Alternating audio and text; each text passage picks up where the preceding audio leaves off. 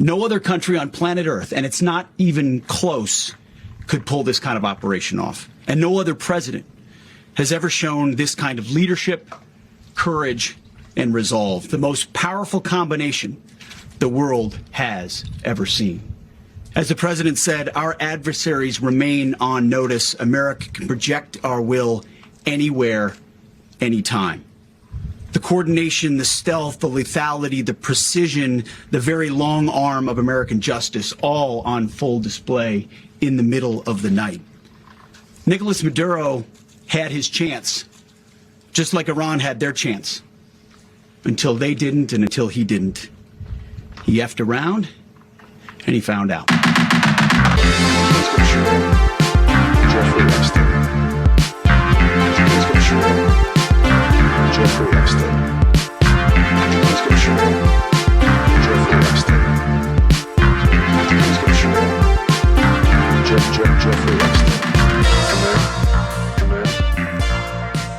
Ladies and gentlemen, 2026, TrueAnon has returned.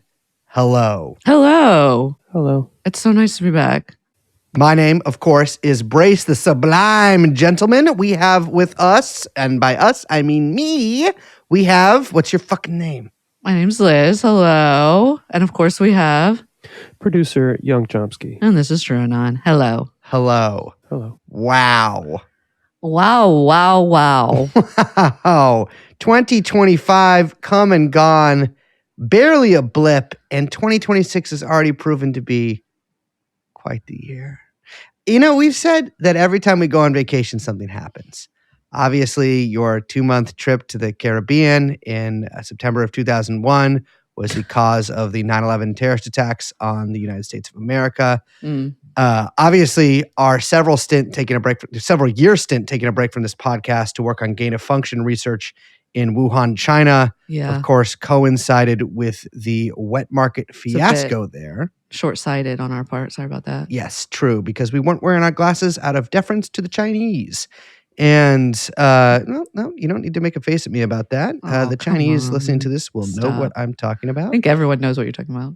I don't know what I actually meant by that. I just sometimes just keep speaking. And of course, are going on Christmas break so that, of course, Liz could go on birthright to Israel this year has led to the U.S. capture. Can you imagine? No, I cannot imagine. I think of all people, I've never been to Israel, obviously. Young Chomsky, you've never been to Israel. I've been to Israel. You have? What? Yeah. Oh, When you you were a have kid? been to Israel. I didn't go on birthright. But you went just... I went with my family when I was like a young lad. I didn't like it. Yeah. I didn't know why I didn't like it. I didn't have like politics, but I was just like, I don't want to be here. These people are, I know. I had an intense dislike for Israelis prior to even knowing what really Israel was. But Liz, I can think of a few people, I guess, that aren't Palestinian, less suited to go to Israel than you, because you have quite a low tolerance for I think All many right. aspects. No, I'm not talking about. No, you have a high tolerance for Jews. It's not tolerance, it's love. Well, you claim often that you have a high tolerance for Oh, my Jews. You God. say that loudly and frequently. But I think you have a low tolerance for like techno music, for like bang bang. We go boom boom crazy. Probably a lot of honking. I can see you not liking that. Oh, yeah. The noise in the streets would really get to me. The I noise in think. the streets. I think you don't like mushy food, and I feel like they I have also quite a lot of don't like mushies. people who harass and grab women on the streets. What? Yeah, me either. That shit sucks. Yeah, exactly. And so I think that I feel like you would have a bad time there. But yet it is so crazy that you went, because that vacation that you took so recently did lead to quite a few things happening. And we were supposed to do an episode on the Epstein files. We're still doing that. But that's what we had planned to do as the big episode from when we came back. And then lo and behold, something bigger happened.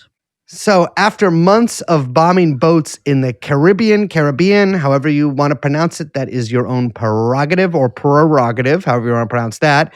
And just after bombing a dock on mainland Venezuela, inching closer to bombing the Venezuelan army or whatever, the government itself.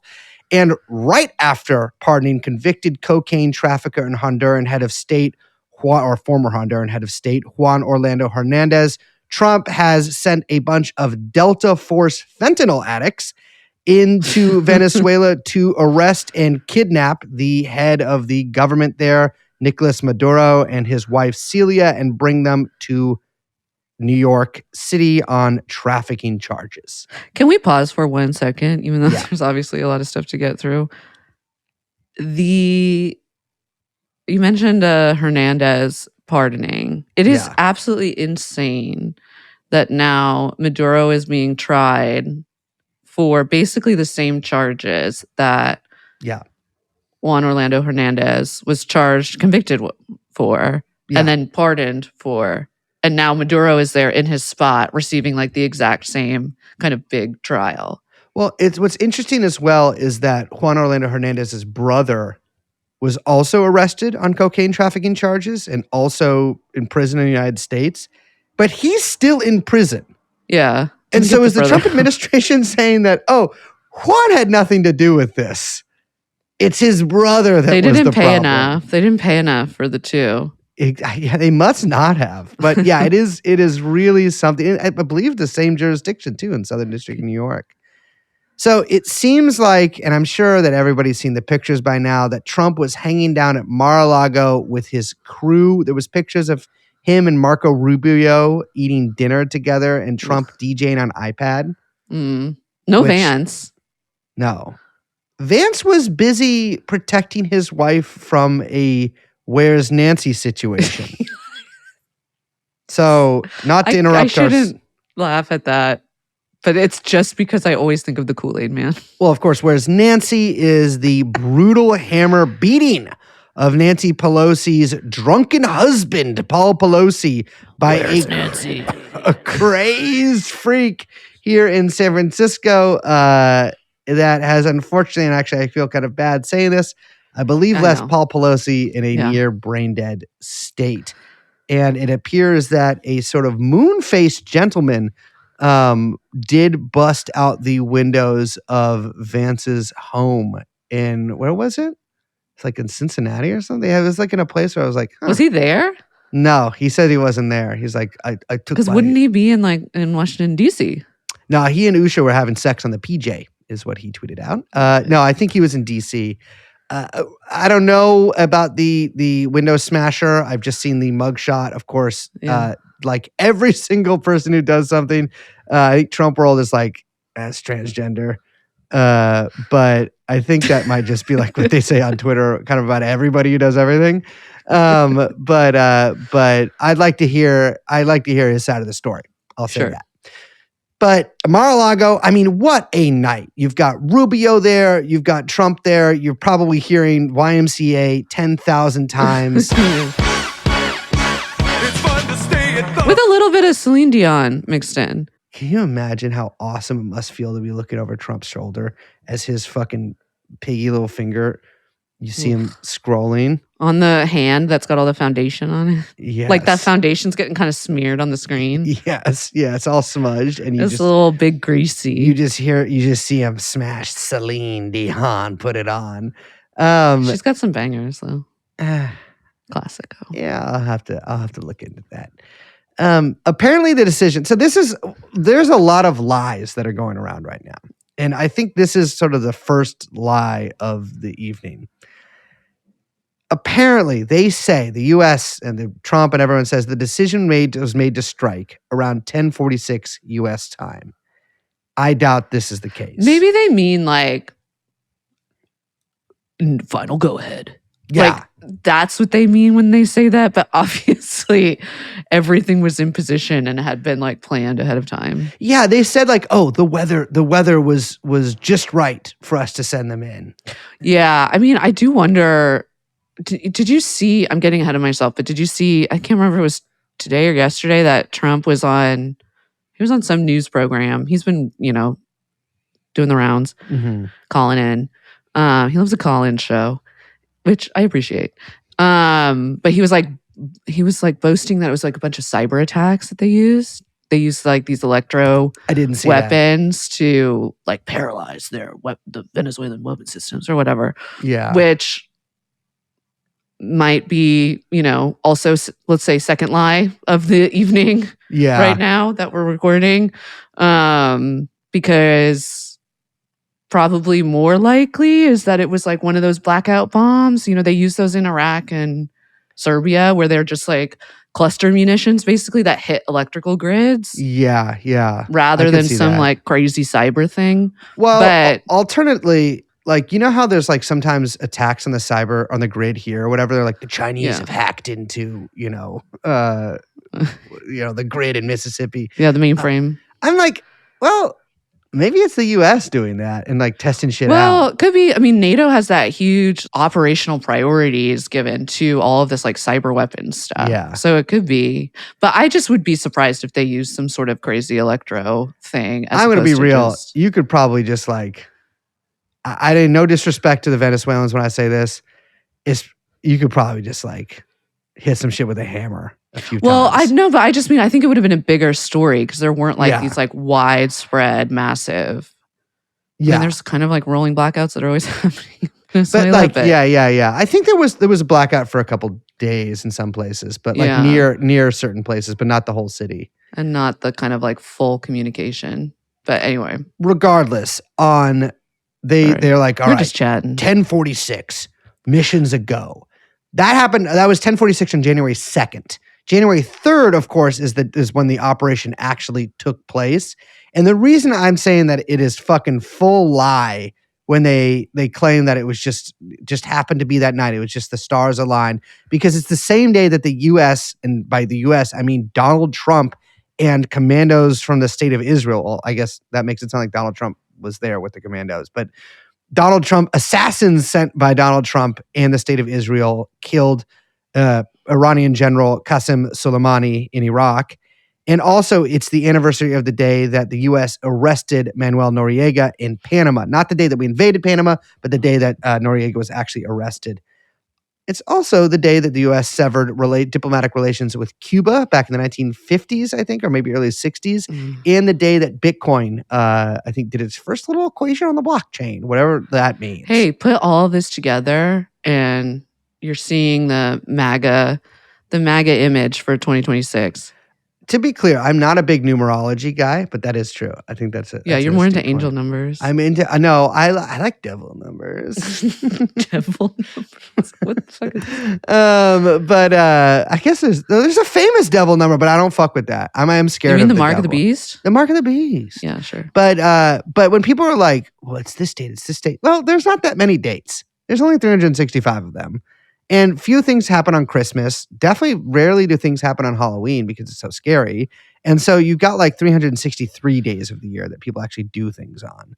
And so it's like, Well, something's gonna have happened. Sometimes things line up. Sometimes things line up. And I mean, I love everybody in the world. That is something that a woman would say. And I don't think that's a bad thing. But it's also true. Sometimes true. things do line up. That's true. I'm not saying that it's not even true. I'm just saying that that is more likely, but we can move on. The New York Times and Washington Post, as reported by the Semaphore, knew that the attack was going to happen before it did, and then did this coy little thing of like, oh, it's crazy. Explosions seen in Caracas. Yeah. Like as it was happening. As it was night. happening. Yeah. This was apparently a joint operation between CIA, law enforcement, Whatever they're that saying, means. whatever the fuck that means, and every branch of the military. I don't know if Space Force is involved, but we don't really know what they do we? And not that it's like secret, but we just don't really care that much. Because it's a goof one. It's a fake Air Force. It's less. It's as we go through the years, it's getting less and less fake. I think. I agree with that. I agree, and they were a little too sci-fi at first, and it made me be like, all right, this is corny. Because space weapons are the future. That's facts. Mm-hmm. However, I'm like, who is in the Space Force? Liz Din LaRouche. No, but I'm like, who are we putting in the Space Force? Because if this is like a DHS situation, then I can't take Space Force seriously. I don't think that they can do that. I don't think that they can. I agree, but I also am like, they really are taking anybody they can for all the other stuff. And it's not like you've got a ton of astronauts out there looking for work. Yeah, yeah. So this was Operation Absolute Resolve, which I got to say sounds a lot like Operation Inherent Resolve. Absolute Resolve is terrible. Yeah. Well, I think they just. I don't know who names these things. My favorite was Iraq? Was it Iraq that was Just Cause? But it also could be read as like Just Cause. Yeah. No, it was OIF, Operation Iraqi Freedom. Oh yeah, wait, maybe it was Gulf War. I can't remember. It was like it was like something in there, one of the adjacent operations, but Operation Just Cause. But they used a shit ton of airplanes and drones. Yes, so many, over 150 military aircrafts, which is like an absurd amount. F-22s, F-35s, F-18s, B-1s, and E-18, like a bunch of helicopters. There's a video of the helicopters kind of just like chilling, hanging out there. They always look like little dragonflies. It was just like a really absurd show of force that is clearly meant to be, a bit of a projection for audiences at home and to people in Venezuela, obviously, but certainly for all of the streamers watching at home. It's interesting. There are videos of helicopters hovering at fairly low altitudes in parts of Caracas that, cell phone videos. I don't know what the Venezuelan military's state looks like right now. Obviously I can glean something from news articles, but you're not really getting a full picture there. It doesn't look like there was a lot of fighting back, at least that has been released on video. Yeah. There's certainly videos of helicopters blowing stuff up. And in some, there looks like some return fire or some fire on the helicopters. But very little. Certainly not like we do know that Venezuela has like thousands and thousands of manpads that could have taken out those helicopters. Yes. And not to be like whatever about this, but listen, obviously during normal times, you probably don't have like 50 manpads in the mall where there's like some soldiers who are ready to take them out, your manpads are probably like in armories on military bases, right? However, I will say when your country has like a shit ton of U.S. air assets around it, and naval assets, but like over like months, the buildup has been crazy. And you were like, we are going to invade your country. I would suggest just to anybody else listening to this who might be in this situation in the future that you disperse your anti-air shoulder fired stuff at least a little bit, because that is sort of the strength of it. By having it be rather portable. It also could be that they did. Yeah. And that for whatever reason, because there's, again, it's difficult to get a full picture of what happened here. For whatever reason, they weren't used, Yeah. Yeah. It does not seem like there was much of a battle. So the Americans did say one of their aircraft got hit. That could mean anything, they have not given us any details about that. That could be one bullet from some small arms fire. That could be something bigger. They're saying there were some injuries. We don't know what those look like either. There's now been casualties released, or at least continually released from the Venezuelan side. 32 Cuban officers, according to the Foreign Ministry of Cuba, were killed. Some Venezuelans as well. I think there's a total is 80. I think Venezuela said there's 80 dead. I don't know if that includes the Cubans. It looks like those Cubans were part of like a bodyguard unit around Maduro. Yeah. And that is, kind of a classic thing that Cubans have been able to provide for South American leaders. And looks like they might have just been fucking vaporized by some attack helicopters. I'm not really sure there was much of a battle. They were even able to fight. Maduro's body. We know for a fact that some of Maduro's bodyguards were also killed. And it seems like the U.S. destroyed a lot of Caracas's air defense, or at least it was just like not in use. Like that. Right. That is, it's a little unclear what percentage of it was destroyed, which percentage of it was either stood down or just not manned. Yeah, it does seem like what was destroyed hadn't been manned for like a Yeah. while, which is what's also very I've got a lot of questions. Yeah, it's tough. It's tough. I got to tell you, the S-300 anti-air defense system that the Russians, they're sort of, I think they got the S-400 now. Maybe they even have the S-500 now. But really has not had a lot of use because every country it gets deployed in, they just never end up using it. It always is just kind of unmanned. They should give it to me and I'll use it so we well, can it's like- finally it's- see what's up with it. I believe that Gaddafi was able to give the provisional IRA a SAM. Oh, really? Yeah, and I feel like there's like a video of maybe I'm imagining this or I saw this like 15 years ago, but they just like had it in a basement in Ireland because it's an anti-aircraft, huge. but it's like you can't just like set that up in I Derry could. or whatever. You could, I think. I've think got a that you bit of a could. backyard. But I will say, air defense is tough. No air defense That's even tougher. seems much tougher. It appears that they got Maduro at Fortuna, which is like a base where then Trump tells it like this. Trump is like, Maduro was fleeing from our Delta boys, and there was a steel doored safe room. No. And the doors were closing, and Maduro was like maybe behind the doors, like watching them close, laughing, saying, "Oh, you Americans thought you got me." And Delta Force prevented the doors from closing, likely by putting one of their titanium encased Oxycontin bottles between it and stopping the doors, injecting some steroids, quickly beating their wives who they brought with them for that purpose in order to get the testosterone up, and ripping open the doors.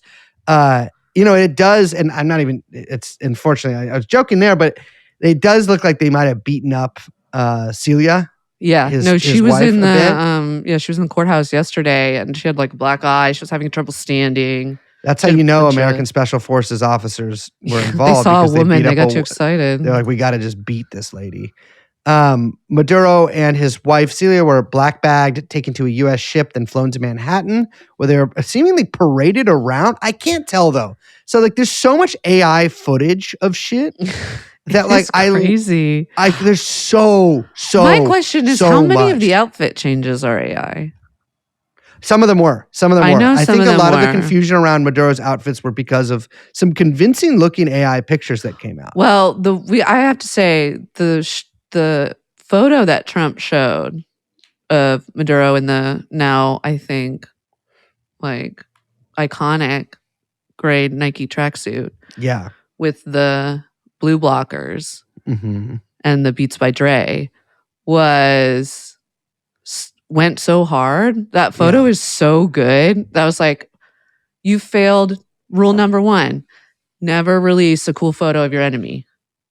Well, was it in Honduras in the 2009 coup? They took him out and he was wearing, I think, his boxers.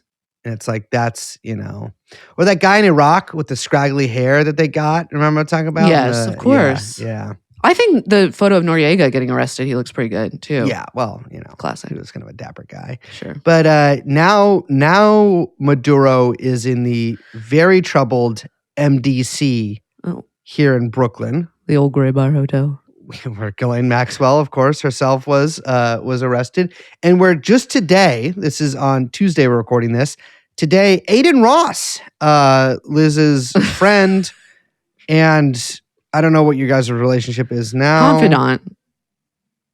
Okay, now non-romantic confidant, is doing a live stream dropping off Tekashi 6ix9ine to jail. Now, I looked up Tekashi 6ix9ine's recent arrest because obviously famously he did the snitching stuff like 6 or Sure. 7 years ago, 5-6 years ago, I don't know. 6. Now I know. I didn't mean to say that. That's why I corrected myself. And I guess Tekashi 6ix9ine, I didn't realize this. He's just been kind of beating women since then. Oh yeah, sure. I mean, he's been beaten himself. Let's be clear about that. He is also not by women, although I think one of the incidents a woman did beat him, but he has been beaten several times himself, but it appears that he's been consistently arrested for beating women since his little sort of snitching thing. It'd be crazy if he linked up with Maduro.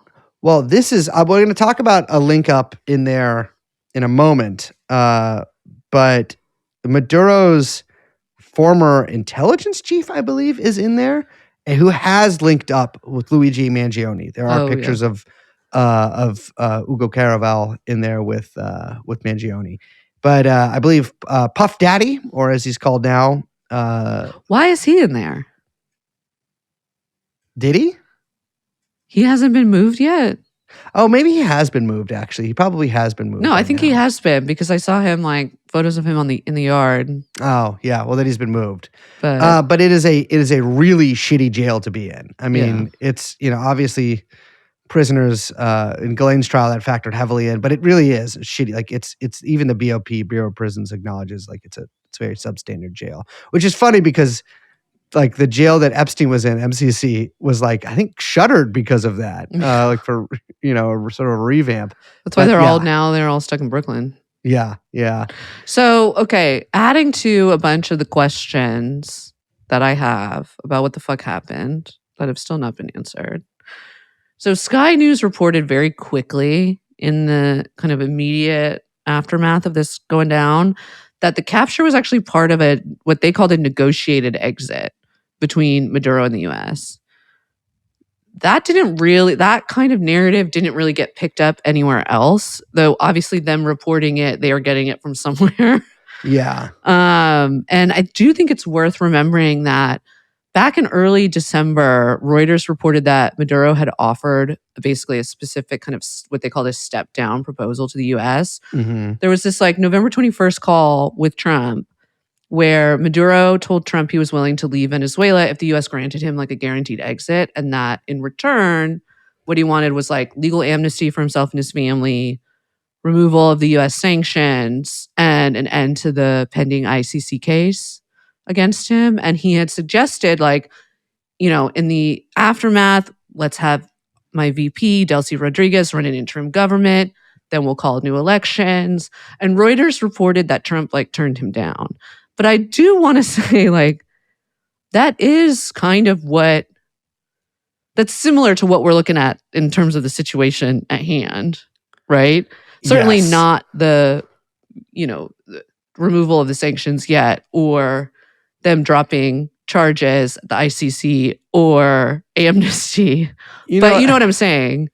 I haven't because I don't think the that he's actually been charged in the ICC yet. I can't remember. I don't think he has. But it is funny that would have been one of his requests, because obviously the US is not a signatory to the ICC, but we still exert this huge influence on it with Right. like, sanctioning judges and all this kind of shit. So it is funny that like that is a theoretical thing that he could bargain for, even though obviously not a signatory to it. So it's interesting to read that in line. And again, like that's Reuters. Like a lot of this is, we're reading this from American dominated outlets, or Yeah. US American dominated outlets. And so like it's worth keeping all of that in mind for basically everything that we're saying this. We do know that Maduro himself has said like, I'm negotiating with Trump. I don't think that anything in that you just said there is out of the question for him to have negotiated. In fact, I do believe that. It doesn't seem outside the realm of possibility. And I say all that to say that this next thing is from an October of 2025 article in the Miami Herald. Now, obviously, this is a Miami Herald article dealing with issues involving the Venezuelan government. So it is, I think, wise to take it with some healthy, one of those big old grains of salt. What is that shit? What, the Maxon? The big grain of salt. Excuse me? Madsen? Malden? Malden? You're talking about the flakes? Malden. It's good to take this with a big old grain of Malden salt. All right. Also, some of these details have been corroborated by like New York Times, et cetera. So take it with slightly other different grains of salt, but that are also big, but that are different kinds of salt. Maybe a little bit finer. A finer salt. So this is from Miami Herald. A group of senior Sorry. A group of senior Venezuelan government officials, led by Vice President Deli Rodriguez and her brother Jorge, who's president of the National Assembly, have quietly promoted a series of initiatives in recent months aimed at presenting themselves to Washington as a more acceptable alternative to Nicolas Maduro's regime, according to people with direct knowledge of the talks. The proposals, funneled through intermediaries in Qatar, sought to persuade sectors of the U.S. government that a Madurismo without Maduro, Okay. whoever that's that's Madurismo? Madurismo? I don't know if that's really. They're doing, but Liz, they're doing political science in Florida much differently than we do it elsewhere. Could enable a peaceful transition in Venezuela, preserving political stability without dismantling the ruling apparatus. Interesting. So it goes on to say that there were two formal proposals by Venezuelan leadership, one in April and the other in September. In both scenarios, or as I like to say, scenarios, Rodriguez stays on and Maduro goes. Yeah.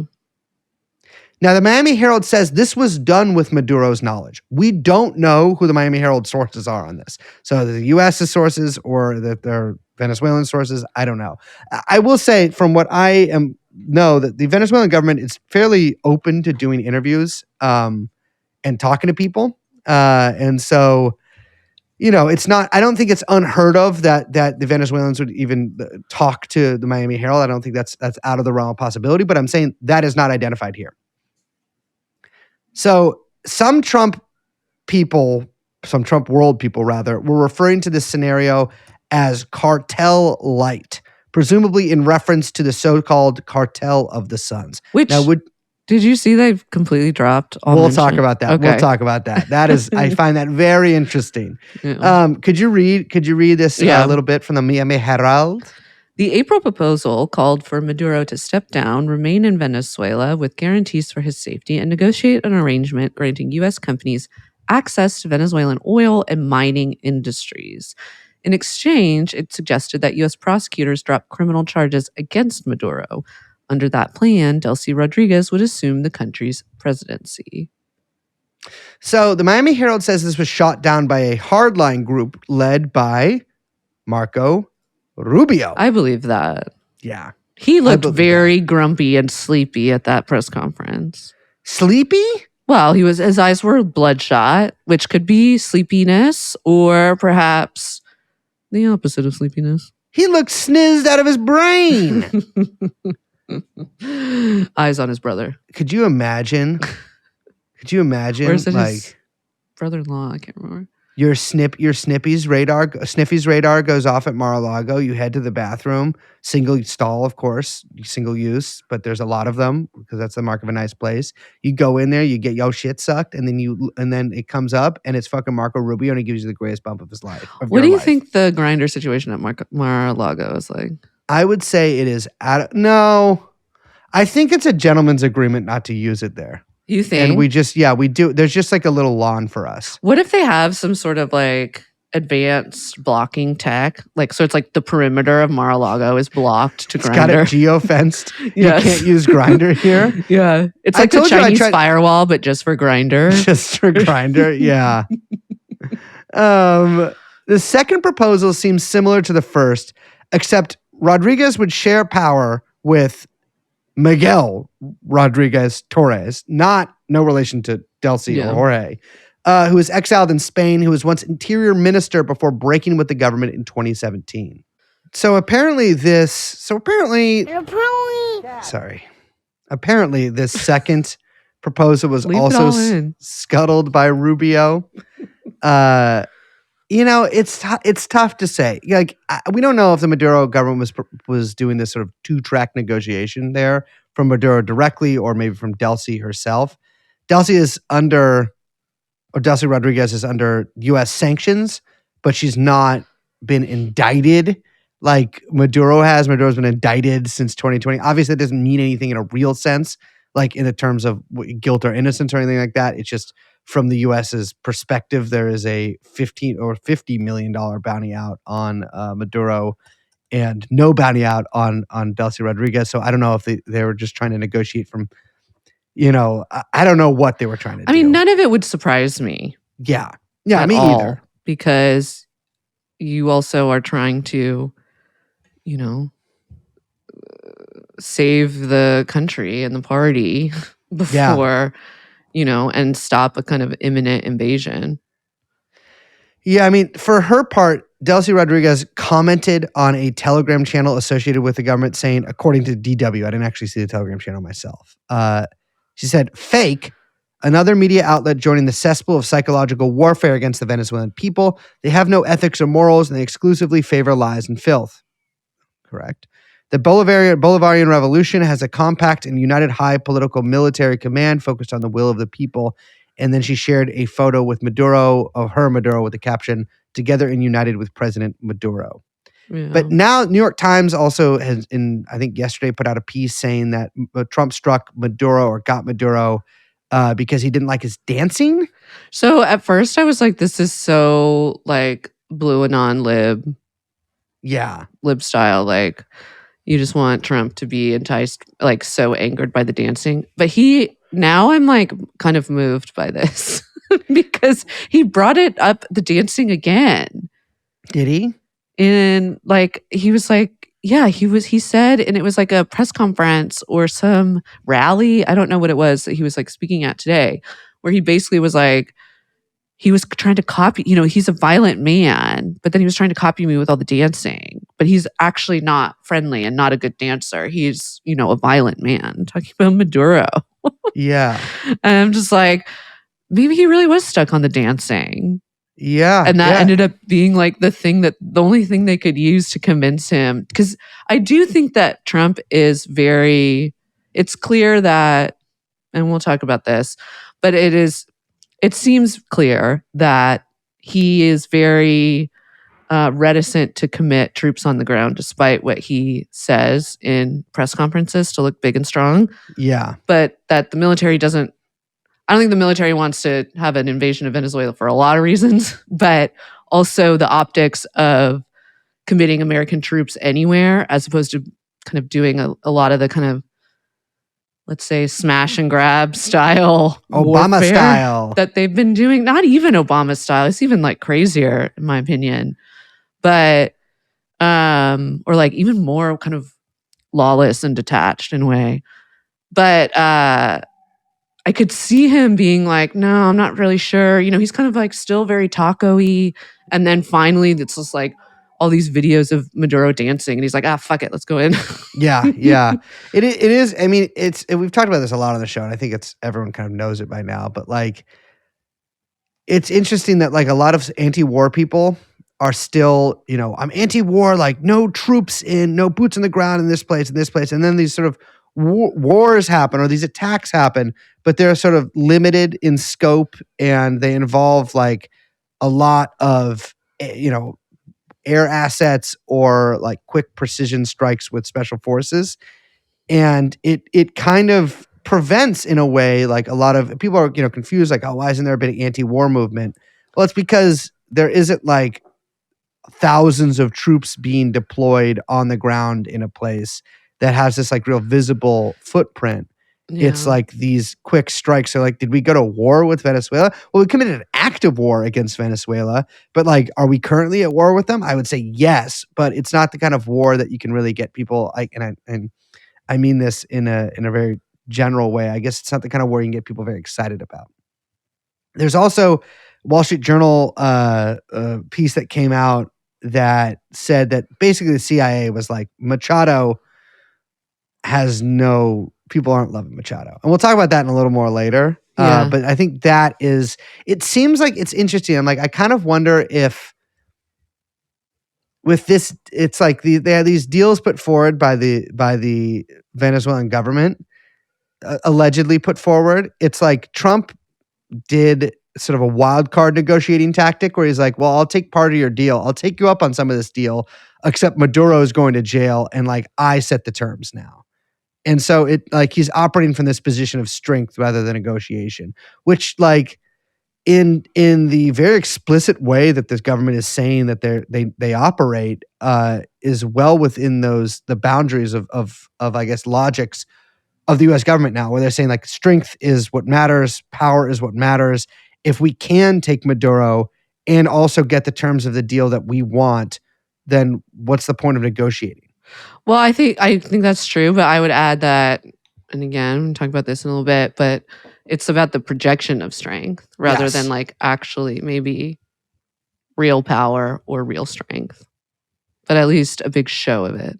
Yeah. I want to add to just actually two things, but to my list of questions for follow-up, as if perchance we might have a prime minister's question hour, and I could be like, question for the prime minister. Mm-hmm. And these are my questions. One, 6 hours before the strike, Maduro was on state TV with a high-level Chinese delegation.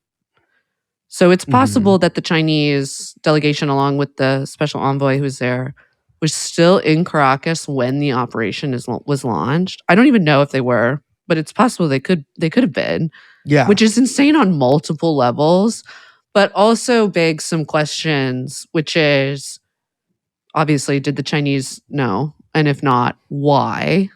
Right? And there are kind of two options there are, one, we didn't tell the Chinese, which seems absurd to me. Yeah. I mean, I just think that would like violate, that would be so disrespectful and insulting on so many levels, possibly dangerous.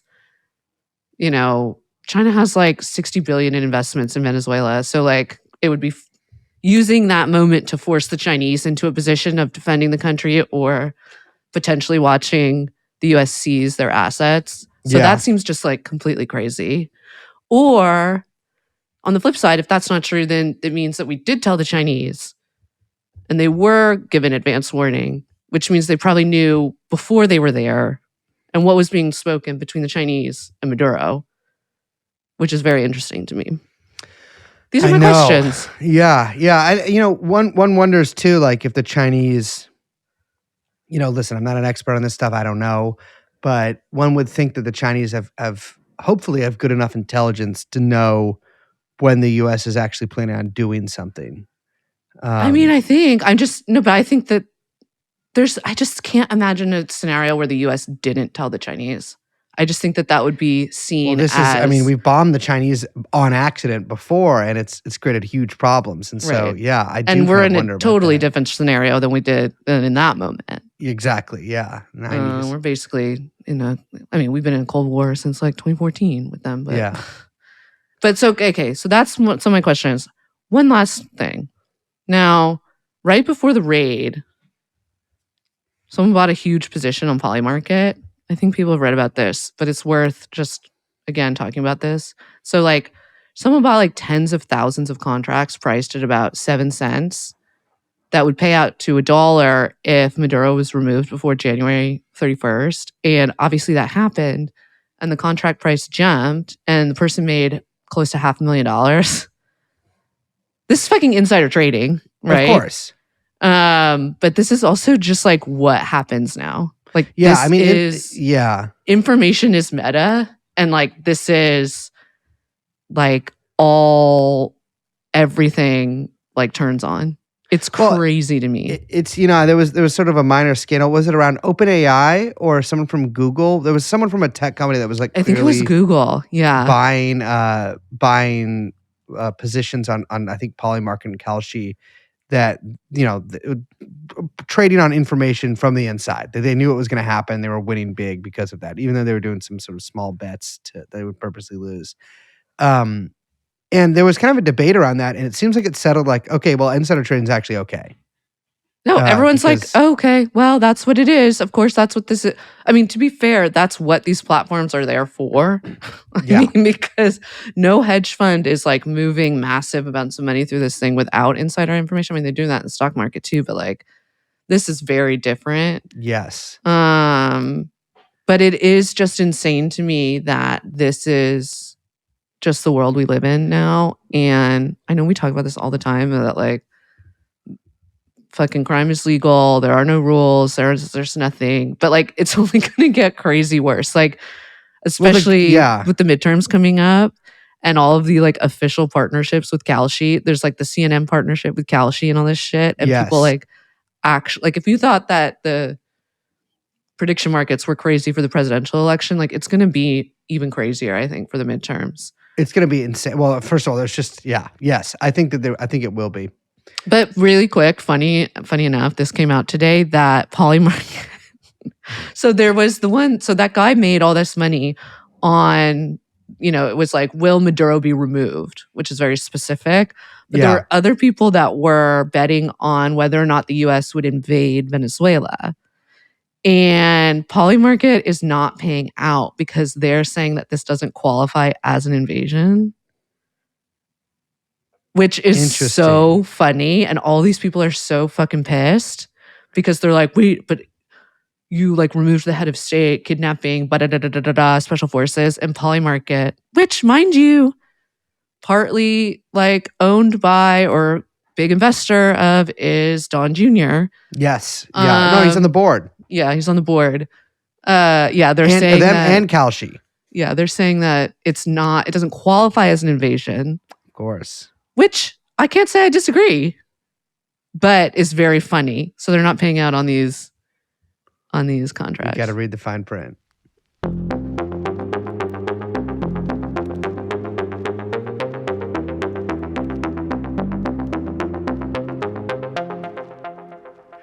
So at 11 a.m. on January 3rd,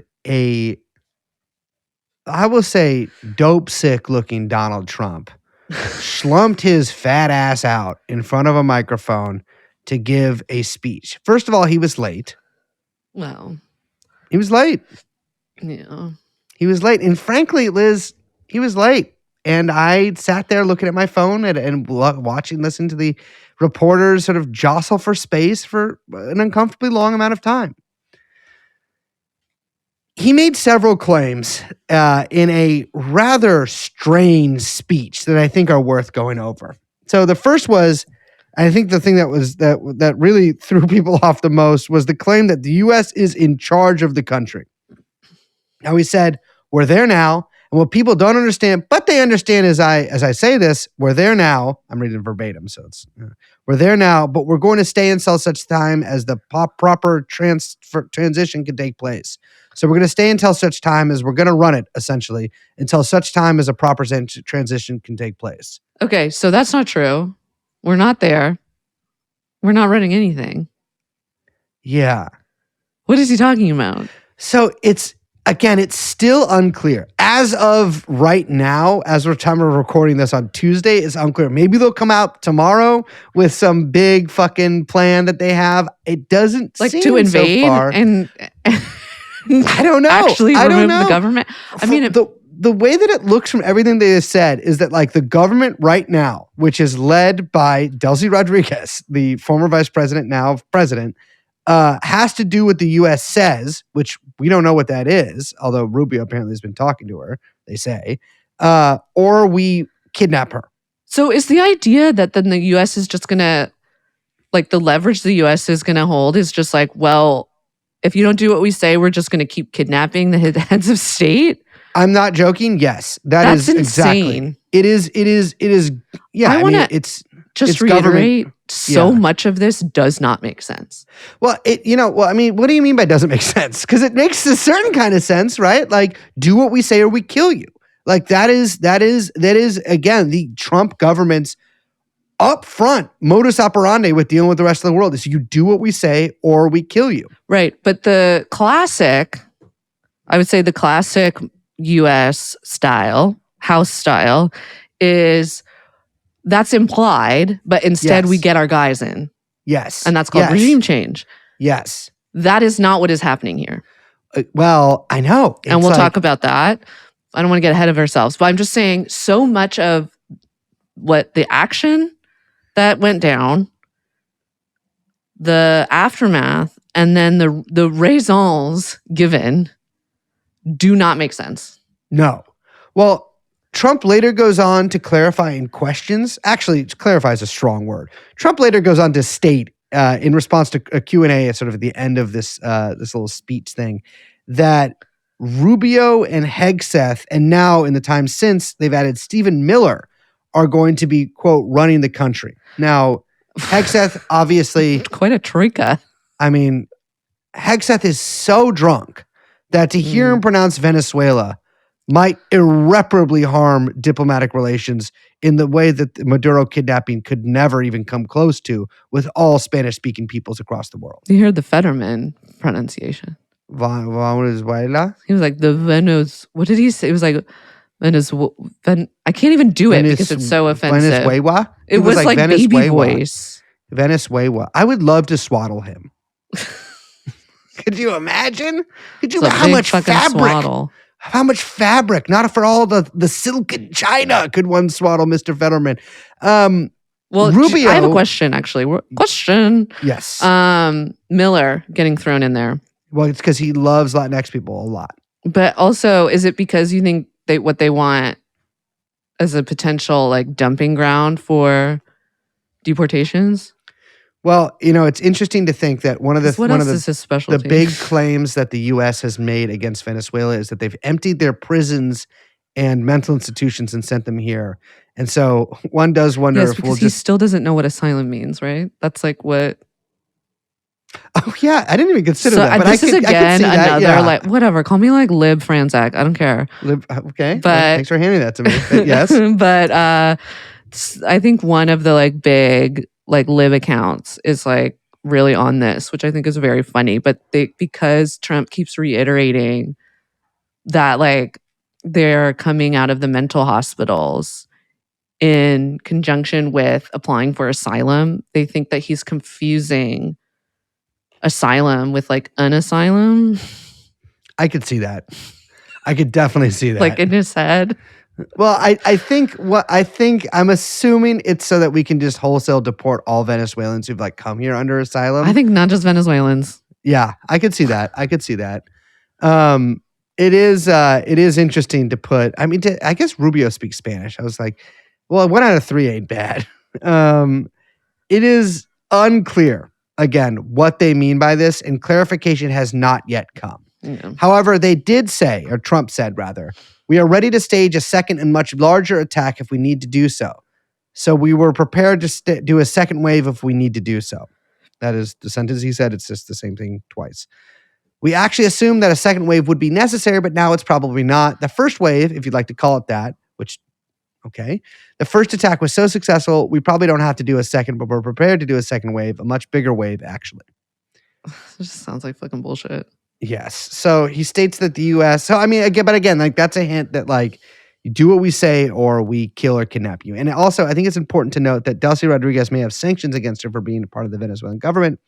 There is not a legal case against her, which was the again stated reason for us getting Maduro, but it wasn't. I mean, the legality of that itself is obviously very questionable. And it's just it's a joke. I mean, really is what it is. Trump also went on to state that there was a decision that the U.S. is making whether to take Maduro to New York or Miami. The Miami thing was very confusing to me. I'm like, are you going to imprison him in Mar-a-Lago? No, but they just think that's a big show for all the for all the locals there. Yeah, I was like, is that like a midterms thing? Like parade Maduro through Miami? I mean, could be. He also claimed that Maduro sent Tren de Aragua over. He's been obviously claiming this for a while, and cites the viral Colorado apartment complex video. Trump then went on a long discursive journey talking about crime in various cities. He actually spent most of his speech doing this. In fact, far longer than he spoke about the country of Venezuela or the person of Nicolas Maduro. He made reference to the murder of Jocelyn Nungari, a 12-year-old girl who was raped and strangled by a pair of illegal immigrants from Venezuela, but refers to them as Tren de Aragua. Now, I looked into this. It doesn't appear that they are, at least they were, it doesn't appear that the government is treating them as members of Tren de Aragua. That seems to come from a warrant that was issued to TikTok in relations to emojis in the men's TikTok bios that the government was wondering if were related to Tren de Aragua. Getting arrested for flag in bio is really bad. I think it was a sword, a ninja emoji, and like a building. Oh my God. And they were like, are these Tren de Aragua symbols? But like we know from the gang database stuff, like it's like a lot of and from the arrest and deportation of people that the U.S. claimed were in Tren de Aragua, that they have very, let's say, liberal criteria for what makes a member of TDA. So he then moved on to the oil, calling it the largest theft in American history, which was a idea, I guess, pioneered by Stephen Miller, who was like really the person who kind of first came out saying this a months ago. He said, massive oil infrastructure taken as if we were babies. I do like, I mean, I do, he's obviously means like candy from babies, but it does sort of also sound like as if, you know, he's talking about stealing babies. Yes. So he says later in taking questions, he says, well, we're going to be running it with a group and we're going to make sure it's run properly. We're going to rebuild the oil infrastructure, which will cost billions of dollars. It'll be paid for by the oil companies directly. They will be reimbursed for what they're doing, but that's going to be paid. Yeah. Let's What? talk about the oil in a little bit. That's another thing. Again, doesn't make sense. Doesn't make sense. We'll talk about but it. we do know for sure that he told CEOs of oil companies that this was going to happen and did not tell members of Congress. Yeah. Which is a good insight into how the U.S. government operates. He claims that Venezuela was getting offensive weapons and used them last night, possibly in coordination with cartels on our border. Well, there's all these claims that, you know, Iran has set up like weapons manufacturing facilities in Venezuela.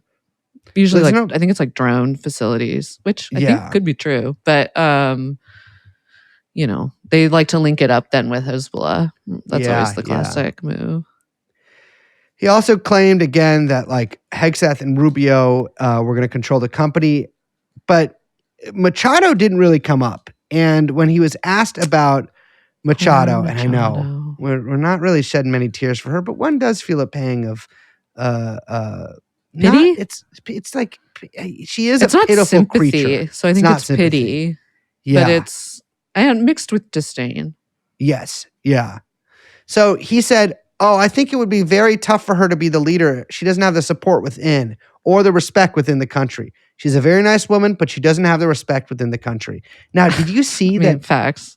Machado on an interview with Fox News was like, "I'd like to present my Nobel Peace Prize to Donald Trump." Dude, it was so pathetic. I did see that video. And there was this reporting that Trump, which I mean, take this in the same ways you might take the dancing news reporting, like he hated Maduro because of the dancing. But there was a report that Trump didn't like her because she even though she dedicated the Nobel Peace Prize to Trump. But that's almost worse. I know. I think that Trump doesn't like grovelers. He does like the act of groveling, but he does not respect you if you get down on your knees. Which and she's been nowhere but. Which, like, you know what? I'm with him on that. Well, all these opposition outlets were like, well, there must be some mistake. He must have. I loved this. So, like, Elliot Abrams wrote this huge. He's been making the rounds. Him and Bolton, but he wrote some huge thing in the Free Press where he was like scandalized that Trump would besmirch the good name of Machado, who has the people's backing. But it's been so funny to see all these neocons kind of come out and get really pissed at the absolute just lack of any kind of, you know, moralistic, democratic, you know, kind of narrative that the neocons really rely on to sell this kind of projects that Trump is just completely allergic to. Absolutely. And so to see them just completely, I think scandalized is the right word, because they just can't think of, and they're just like, why would you be so rude to this great woman? It's so funny too, because the entire reason that we've been so opposed to Maduro officially, the primary reason is that he is the usurper of power since the 2018 elections, and cemented again in the 2024 election, that he stole these elections, that he's not the real leader of Venezuela, that Juan Guaido was before he was quietly dropped, unfortunately, to become He'll be at the new Gulf Davos. You can check him out there. I wonder if he'll get Is a it the job in Riyadh administration. Comedy Hour? I can't remember what was the name of this school. Whatever. We covered it in the last episode we did on this, but my brain is fucking fried University right of now. Austin or But whatever. University of Miami. It's like Florida University in like the libertarian school there or Ugh. whatever. But it's funny because I don't think Trump mentioned like a democratic transition or Maduro stealing power or anything No. time. No, because that's not on the table. Not on the table. And we don't care. We don't care. It's funny because, Machado's been going around trying to, and, this is sort of pointing out crude words, prostitute her country to the Americans by saying, oh, it's going to be $1 trillion bonanza. Everyone can come in. Everyone from America come in here and just take as long as you overthrow Maduro. And what does that get her? It gets her nothing. Trump also said, and this is something that has been echoed by many in his administration, many in MAGA world in the past few days. The future will be determined by the ability to protect commerce and territory and resources that are core to national security. Just like tariffs are, they made our country rich and they've made our national security stronger than ever before. But these are the iron laws that have always determined global power. Now, everybody's administration has basically come out over the past few days and said, might makes right. Something that bothers me. I mean, it's true in a way, right? Like if this is, one can't argue with reality. I guess one can't argue with reality, but Well, I don't know if that's always true, right? The U.S. is governed through soft power, and actually Yes. soft power has, always hard power, yes. But soft power, especially post-Cold War, and during the Cold War, was that was one of the more kind of obvious ways to outline U.S. hegemony across the globe. yeah. And there's an argument to be made, and there's a lot of people having these arguments right now that when you have a kind of waning hegemon, it's the soft power that goes and it sort of starts to rely only on the hard power.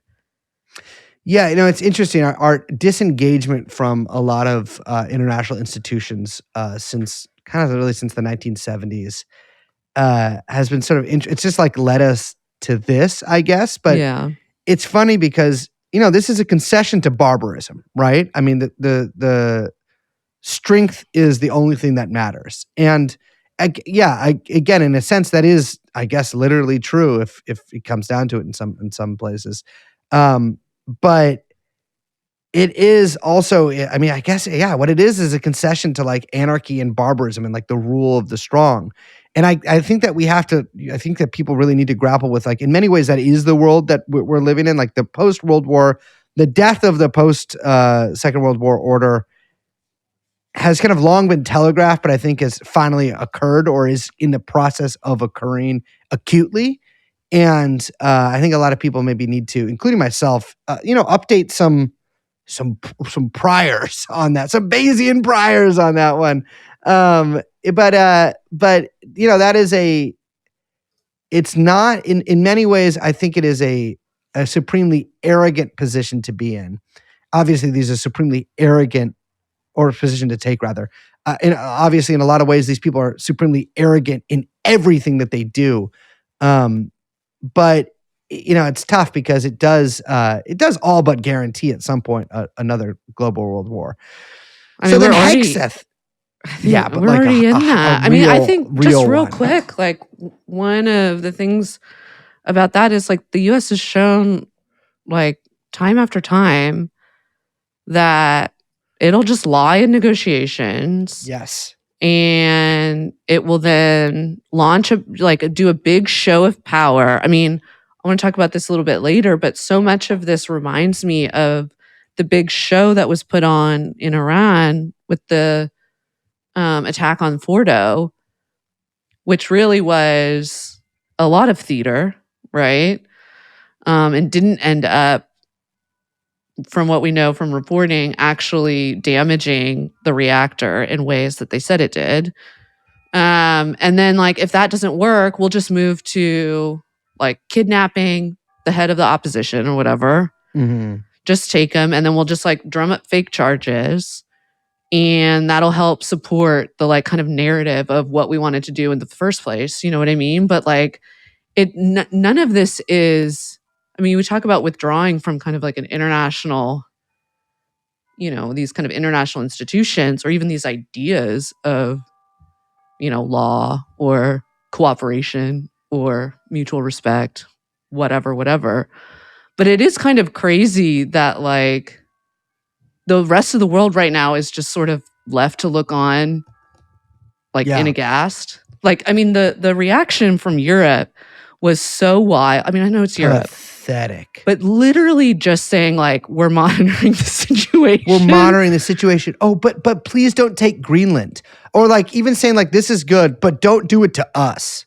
It's really wild to me. Like everyone, I don't know. I think there's ways to see this. I think, again, maybe we can get into like these bigger kind of questions a little bit towards the end of the show, but like this, there's ways to see these. Clearly, the administration wants to present this as like very strong moves. Yes, and these are tactical moves of strength and power, and look at the military might and da. But there's a way where it also feels like, and even this like Monroe Doctrine stuff, Monroe Doctrine stuff, that's tough to say. Mm-hmm. Well, like I've said before, it sounds like you're making fun of someone saying Monroe Doctrine. I know it does. But it does feel like, what if then the U.S. is just now a regional power? Yeah. Right? Yeah. Like if we talk about this like waning soft power that the U.S. has across the world, right? If every nation is like, okay, these guys are just going to go into any negotiation with you and fucking lie to your face and then kidnap you, which is just like, that's the move of a weak pariah state, right? Yeah. Like now it feels like in my opinion, the future, belongs to big states that are doing big projects with big public funds. And right now that's China. It doesn't have to only be China, but that's kind of where we're at right now. And instead you have the US like locking itself into this like very dated geopolitical game of like, oh, we're just gonna, kind of play around on this little regional space because that's actually all we can do. And everyone else is like, what the fuck happened to the great empire? That's what it feels like it to me in this moment. Yeah, it's interesting to see how this will play out, but like it does. I mean, what strikes me of this is like the US is essentially, and like members of this administration have explicitly said that like the law is what we say the law is, and you have to obey it, but we do not. Yeah. Like, and that's they haven't said that latter part explicitly, but they've certainly said it by their actions. And I think that to me is like what's so baffling to me. It's what's so baffling by anybody is, and there are a lot of people who like this administration. The people who say they do, it's extraordinary to me that anybody would tolerate this. And like again, the U.S. has acted like this for a long time. I will say it has become much more acute in recent years. And at least I think there is a difference, and I whether that is a big difference or a small difference, I don't know, of the explicitness of which it said that like you have to obey the law, but we don't. And the law is again what we say the law is. This government is a government made up of criminals, and they're governing apparently this hemisphere at least in the name of law and order. Again, we just released a convicted cocaine trafficker from prison because Trump wanted to, in some way, influence an election in Honduras, which he apparently was successful at, and his endorsed guy won. Although there was a lot of confusion there with the electoral council, but then taking in Maduro like this, I mean, nobody believes this is about fentanyl. But the government says it is, explicitly says it is. I don't know if you saw, but the White House tweeted out a video today of so-called angel families, which I thought an angel family was, an angel family. So I think what is this? I think angel families are people whose kids were killed by illegal immigrants. I genuinely They call think them that's what angel I families. think they call them angel families. I I think feel so. like that is disrespectful. To angels? No, just like to everyone involved. Like I don't. Yeah. Your kid dies. Yeah. Don't become a fucking Also, like, political meme. I'm sorry, Gold Star family. I think that's what it's called when your kid dies in war. Yeah. No disrespect. It sounds like your kid choked on a pretzel because Well, he but slept. Gold Star sounds like, you know. You're giving it because you They- learned to read at age 17 or whatever. Well, I'm not saying it, but I'm just, that's just it sounds what it sounds like to me. But they tweeted out this video of all these people thanking Trump for capturing Maduro because their kids died of fentanyl overdoses. babe, he's not bringing in the fentanyl. But the thing is, the government knows this. J.D. Vance himself tweeted out a long thing about this. Like, oh, isn't it so? I know that they're not bringing, the cocaine is still bad. Can we just real quick? I hate his tweets. Yeah. He's I not don't good like at it. Mm-mm. But you can tell he looks at Twitter a lot. He loves it and he's so bad at it. It does bring me joy that he will never be cool or good at it. But him tweeting out the actually, really this is actually really about fentanyl. And if you knew anything about this and him going on and it's like 1 billion characters and it's a whole essay, stop. Just stop. Well, he says, you see a lot of claims that Venezuela has nothing to do with drugs because most of the fentanyl comes from elsewhere. First of all, no. You see a lot of claims that Venezuela has nothing to do with fentanyl because that's true. Yeah. He says, I want to address this. First off, fentanyl isn't the only drug in the world. Oh, wow. And there's still fentanyl coming from Venezuela, or at least there debate was. kid brain, by the way, to just be actually, fentanyl isn't the only drug in the world, and then just move on as if that says anything about what the argument is. Second, cocaine, which is the main drug trafficked out of Venezuela, is a profit center for all the Latin American cartels. If you cut out the money from cocaine or even reduce it, you substantially weaken the cartels overall. Also, cocaine is bad too. No, it's not. It is awesome. No, it's not good. It makes you. Why didn't he make the argument that the fentanyl is going into the cocaine? And so exactly. This is he should be like, he doesn't even fucking know. Our most precious people are, dying because they're doing a sweet little bump, and then there's a little bit of fentanyl. He can make a little nod to downtown New York, he wants to be down there anyway. Yeah. Third, yes, a lot of fentanyl is coming out of Mexico. That continues to be a focus of our policy in Mexico, and is the reason why blah blah blah shut the border day one. And then he goes on top of the oil. It's just, are we just supposed to allow a communist to steal our stuff in our hemisphere and do nothing? Our stuff. Great powers don't act like that. Your stuff, first of all. What is that? Your mom's fentanyl? I'm sorry. You're crackhead mom? Wait, but steal our stuff? It's not your stuff, JD. But also it's what are you fucking talking about? Why it's called are you expropriation. You are ostensibly a statesman and you're talking about a state stealing your stuff? Yeah. Have some fucking respect for your job. He doesn't have respect for anything because he didn't respect himself. And how could he? That is so true. How could he?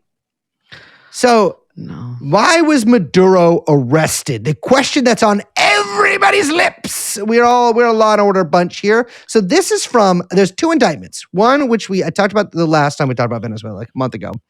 But this is from the 2020 indictment, which we've covered again on the show. Would you read this? Today, we announced criminal charges against Nicolas Maduro Moros for running, together with his top lieutenants, a narco-terrorism partnership with the FARC for the past 20 years. The scope and magnitude of the drug trafficking alleged was made possible only because Maduro and others corrupted the institutions of Venezuela and provided political and military protection for the rampant narco-terrorism crimes described in our charges. As alleged, Maduro and the other defendants expressly intended to flood the United States with cocaine in order to undermine the health and well-being of our nation. Maduro very deliberately deployed cocaine as a weapon. Sorry. It's just crazy. It's really funny. Weaponized bumps. Everyone in the U.S. is like, please stop bringing in the cocaine. No, my fucking nose hurt. It's Nicolas Maduro is responsible for, what's it called? What's that shit that happens in your nose when you do too much coke? Something, your shit hurt. You know what I'm talking about? You need a nosebleed? Oh, deviated septum. He's responsible for millions of deviated septums. Watch out, y'all. There's cocaine in the cocaine. I gotta tell you, I have definitely been getting like Canadian. I mean, I haven't done cocaine for a long number of years. The cocaine I did was a weapon because, again, it made me have to take a shit at bars. Pause. Did you? What? But not in that way. Okay. But did you see? I can't remember if it's in this indictment or in the superseding indictment that they basically are like, also they had to bring in shittier cocaine to New York than No. Miami. Like they I've were read like both indictments, but they I still were remember that part. they were like they said that some of the shipments couldn't be accepted in Miami because the grade was too low or something like that, which Yeah. actually is like really funny. They were shedding that shit to San Francisco. Let me tell you that. Ooh-wee. Okay, wait. Maduro very deliberately deployed cocaine as a weapon, while Maduro and other cartel members held lofty titles, not my lofty titles, in Venezuela's political and military leadership. The conduct described in the indictment wasn't statecraft or service to the Venezuelan people.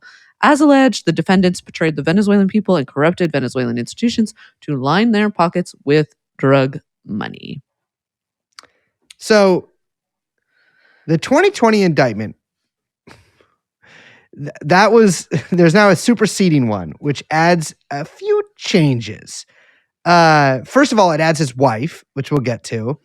But the 2020 indictment was very focused around Nicolas Maduro being the head of the Cartel of the Suns. Yes. And this is something we've heard so much about from this administration. In fact, the State Department wanted tip site for Maduro is still up.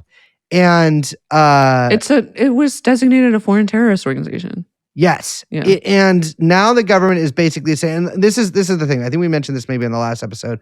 There is like the Cartel of the Suns doesn't exist as like there's not an organ. It's not like the Sinaloa cartel or whatever you want to say. Like, well, I mean, it doesn't exist either. But like, there's no organization. There's no organization called the Cartel of the Suns. This is not real. This is something that the U.S. made up. And The U.S. seems to have realized that. well, it's interesting. I mean, they certainly realized it that like maybe this would cause some problems in a legal sense. Yeah. It seems like the first indictment was really maybe written with not having to actually bring any of this stuff up in court. Maybe in 2020, they didn't think they'd actually be arresting Maduro. And now that they are actually arresting Maduro, they went through and they were like, okay, well, we have to take some of this out. It's worth noting that the tip line about Maduro refers to the Cartel of the Suns in like one paragraph 5 times. The tip line email address itself is references Cartel of the Suns. And in the new indictment, I think Cartel of the Suns is mentioned a single time. Well, they also describe it in a different way. So instead of it being this like organization, they're like, or literally being a cartel or a gang, which is basically how it's been described before. I mean, it's a foreign terrorist organization, right? Like, Yeah. they say that it's like an informal agreement between like various members of the state and outside organizations, as they call it, literally a patronage network. Yeah. That's what they refer to it as, which is very different. And it's so funny then. I don't know. I mean, I don't know how you can have DOJ describe it as a patronage network and then it still qualify as a foreign terrorist organization. It's interesting. Or how that kind of like crosses. But it is funny that they had to, like you say, that now that they're sort of forced to actually legally defend this stuff, these it's going to be tough. charges, that they had to kind of like rewrite a bunch of this stuff. Well, the other defendants are Diosdado Cabello, who's the interior minister and famous enemy of Marco Rubio, who he dubbed Narco Rubio because of Marco Rubio's clear connections to cocaine trafficking in Miami. Which I want to say, great article by a friend of the show, Mo, over at The Prospect on that. Yeah, yeah. And who, according to Rubio, threatened to have Marco Rubio assassinated, which is really funny. That's so funny. Narco Rubio is good. It's up there with Little Marco. Ramon Rodriguez Chacin, or I don't know how to pronounce that, but that's probably how it is. Former intelligence officer and governor. Celia Adela Flores de Maduro, Mrs. Maduro, of course, who's held multiple political positions, including as a member of the National Assembly. And their son, Nicolas Ernesto Maduro Guerra, a.k.a. Nicolasito, a.k.a. the Prince, who's also, I believe, a member of the National Assembly. And then Hector Rutherford Guerrero Flores, a.k.a. Nifio Guerrero, the alleged leader of TDA Tren de Aragua. They also detail several organizations, including the FARC, the Revolutionary Armed Force of Colombia, ELN, the National Liberation Army, also Colombia, Sinaloa Cartel, Los Zetas, and Tren de Aragua.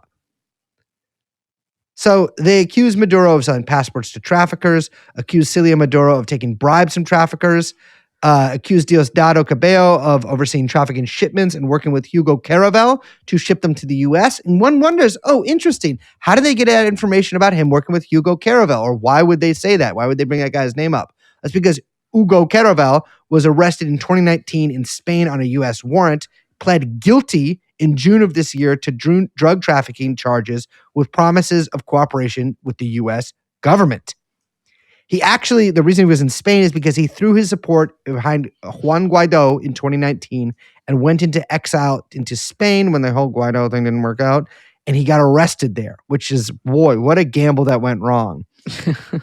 So he's been in jail. He got arrested on drug trafficking charge. I mean, obviously, it's like a way to put pressure on Maduro. Gets taken to the U.S. And this is from Miami Herald, the Miami Herald reporting around this.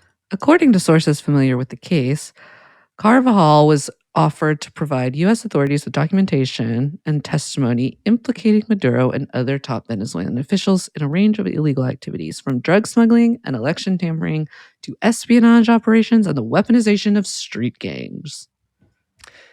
So he apparently told prosecutors that Maduro himself helped create Tren de Aragua, like he was there at sort of the planning meeting for it. I'm sure that's how that went down.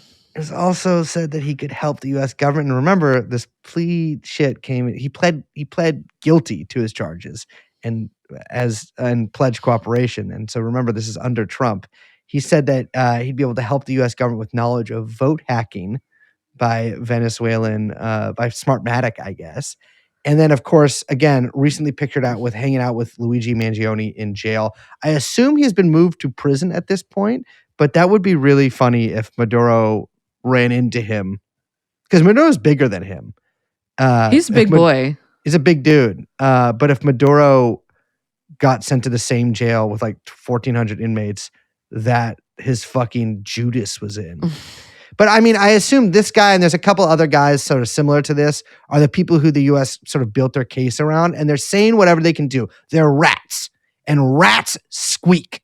And so like they're trying to get themselves out of jail. They're basically under pressure to get out and live their lives as free men. And so they're saying whatever they think the U.S. government wants to hear about Maduro, et cetera, et cetera, et cetera, et cetera. And so like, again, as the sources for a lot of this, I mean, these are informants. These are not informants. They're state's witness. And so they're trying to get themselves out of trouble first and foremost. They accuses Diosdado, the indictment accuses Diosdado Cabello of working with FARC, who were transporting cocaine for El Chapo and the Sinaloans, and then paints a picture of Nicolas Maduro Jr. as a direct trafficker plotting shipments, et cetera, et cetera, et cetera, to the U.S. So I want to mention that Diosdado is still in Venezuela. Yes. Now, there's some reporting that they tried to get him, but that he escaped. I don't know if that's true, but that he was also a target by the sort of, whatever special forces that went in, but that he was able to kind of like, outmaneuver them. Evade him. But who knows? Who knows if that's true? It's interesting that, like, Nicolas Maduro Jr., you might say, and Diosdado Cabello are still at large in Venezuela. And, like, not at large as in, like, they're in hiding. I guess that's not really what at large means. But they were not arrested. And they are, and we don't know, maybe because there was a lot of different sort of missions that seemed to go out that night. Maybe they were unable to get them, which I would not be surprised at. Or maybe there weren't. I mean, again, a lot of questions. Yeah. So many questions. It's all like, it's just sort of fodder for speculation. So there's four charges. I do love to speculate. Oh, one, yeah. Prospect, we call it. Narco-terrorism conspiracy. Mm. Cocaine importation conspiracy. So wouldn't it be I don't know. Baby. exportation? I don't know. Because he's not bringing them into, like, he's not in Well, maybe the country. they were importing into Venezuela because they're like it's cocaine from Colombia. Maybe they're like, But they don't have "You brought it." jurisdiction over what you bring into. Well, you might say that, but then how come they charged him with possession of machine guns or destructive devices? So I actually looked this up because I was like, I don't understand that charge. That's absurd. Like, there's nothing more absurd than we're going to charge you with conspiracy to possess machine guns is so funny. Mhm. But I guess that they did the same with bin Laden when they charged bin Laden Really? like way back, obviously before. And the reason why is because it's like an enhancement charge to get the theoretical maximum sentence like 50% higher or God. longer, I guess you would say. So it's like, even if you can't really pursue the weapons charges, that just adding them on Yeah. like bumps up the entire thing. But I just don't understand the legality around it because I don't know how you can charge the commander-in-chief of the armed forces with possession of machine gun or I destructive mean, none of devices. this seems legal. Yeah, I guess But- it's not legal. I mean, the whole thing's illegal. You can't kidnap the head That's of what state. they should say. The whole thing's illegal, Your Honor. Well, I mean, Maduro did say. Oh, also, I should just say the final charge is conspiracy to possess machine guns or destructive devices. So, I would say it's obvious that he's not going to win. But then I remembered, and this has sort of been my line on it. Then I remembered how many federal cases the U.S. has lost or Oh my been God, forced so to withdraw. many. It's like a quarter of all of them now. They are not. They have a bad batting average right now. But I'm like, well, what? And this is a Trump political prosecution, right? This was done on the behest of Donald Trump by the DOJ. And their batting average on that has been rather poor. Mm. And so I'm wondering, I'm like, well, maybe Maduro could win. First of all, he's very charming. Yes. Well, the judge the judge is 92 years old, Yes. which that should not be. How? I do feel like there needs to be a forced retirement age When was for a lot 92 of professions. I can't do this in my head. When was 92 years ago?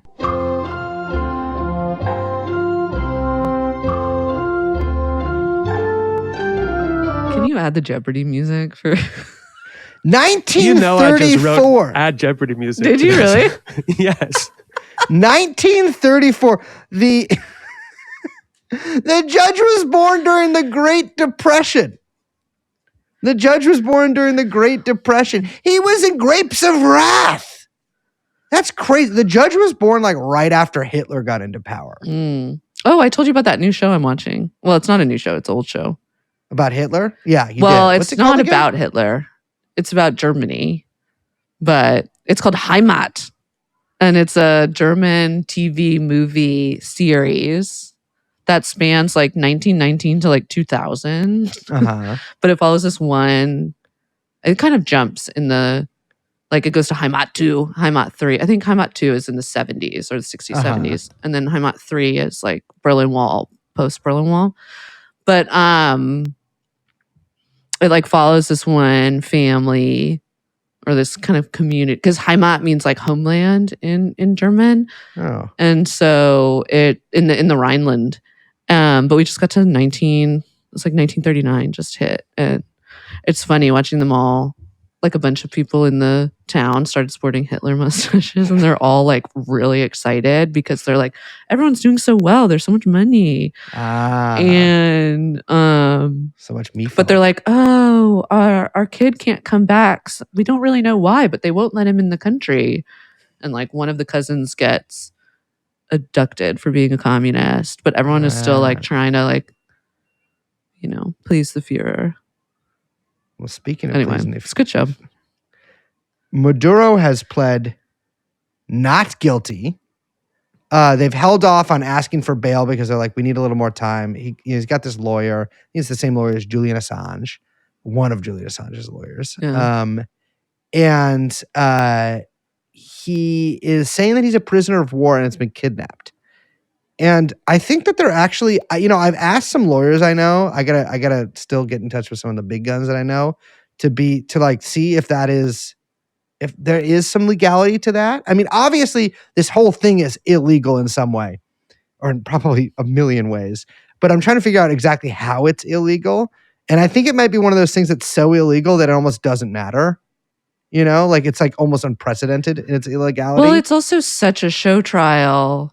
Yeah. That is, and show trials by definition are basically kind of illegal because of the nature of a show trial. I don't know. The whole thing is crazy. It's also just what a spectacle for now the, bright red bleeding communist New York City under Zohran Mamdani. I know. To now have this high profile anti-socialist trial downtown. It's funny. There was this fucking crazy video on, one of the major networks that was talking about Maduro. And they were like, when he was read his rights, he couldn't believe that he had such legal rights in the country. He couldn't believe that he was afforded all of these legal luxuries, like right to an attorney, a right to, not incriminate yourself, whatever. And it was just such fucking crazy propaganda and crude even. Like it's not, or like so vulgar, it was not even like, man, we so really stupid.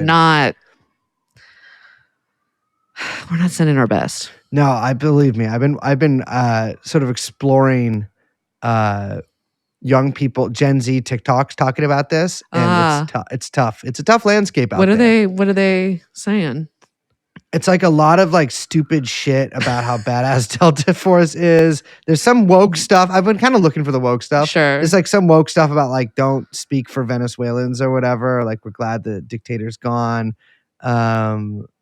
It's all the shit that you can imagine, but it's just sort of Gen Z. I mean, and frankly, they all ate and left no crumbs. Maduro is, it's interesting. Also, just to say that, back to the Zoran thing real quick. He got, I don't know what he was smoking, but when he fucking said that, he's like, Maduro and Diaz-Canel are both dictators.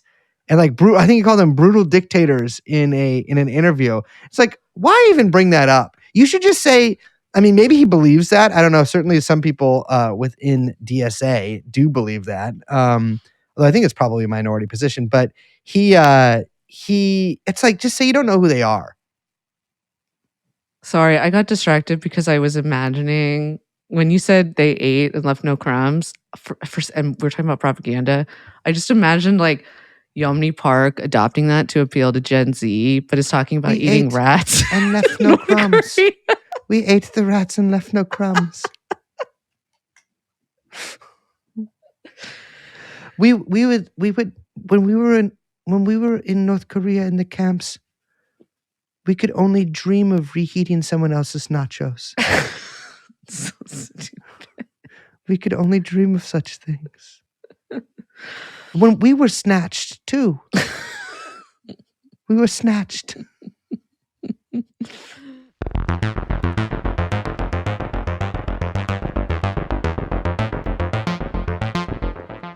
Okay, we should talk a little bit about Deli Rodriguez before we get into the oil stuff, because I want to talk about both of these things. The new president of Venezuela. Yeah, so there's some consensus building around Deli potentially betraying him, selling him out to Maduro. And then there's a lot of people pushing back on that consensus. Yeah. Just as like kind of a narrative landscape I'm giving you. There was a lot of money out on Maduro's head. I'm just going to say that. Yeah. I would not be surprised if someone got paid off or multiple people got paid off. People should, I think, remember, but maybe they don't know this. But like we, right before we went into Iraq, we paid off a ton of generals in Iraq so that they stood down. That was not something they really wanted coming out, but it was something that was confirmed by CENTCOM, I think, and Tommy Franks even This is going back a long time, aging ourselves. But no, I mean they paid off and bribed a ton of generals before actually going in to make the entire thing a lot easier. Yeah. Yeah. I mean, I mean, there's also, you can say, we kill you or you do this or et cetera, et cetera, et cetera. Sure. I think, it's, Though money talks. yeah, money does talk. It's obviously one is reminded a little bit of the fall of Assad as well, and like the speed at which that happened. Obviously, it's a completely different scenario in many ways. But it is also, it's a country that's been under a lot of sanctions for a long time, hollowed out. So, although Venezuela was certainly doing better than Syria in many ways. But and certainly government was much stronger. It's just, we don't know. I mean, that's the thing, is like, there's a lot of portrayal of Deli Rodriguez as having sold Maduro out. And there's points to be made for that, I guess, and points to be made against that. Yeah. And like, again, like the thing is, like, all anyone can really do is like speculate with facts that are only kind of half facts, because a lot of the reporting coming out about this is English language reporting in media that has been openly hostile to Chavismo and Venezuela, since the early 2000s. And so Yeah. it's tough to say. I will say the circumstances don't look great. Well, Delcy has come out and insisted that Maduro is still president, though she's been sworn in, right? Yeah. And you read that, this thing that she said on Telegram or whatever, pushing back on a lot of stuff. I mean, she does have to say that constitutionally, or I believe they have to call elections within like 30 days. So this is kind of buying her and whatever kind of, little kind of coalition of power that she's kind of, trying to build a bunch of time, especially now that Trump has like signaled that it's not going to be Machado. I think that, and that she has kind of come out and said that she's open to working with the US, and we're going to work with them on, I mean, look, everyone wants the sanctions lifted. I think even the US would be down to lift the sanctions. I think the US actually does want to lift the sanctions, but needs a lot of political cover to kind of do so. Maybe we can talk about that at the end.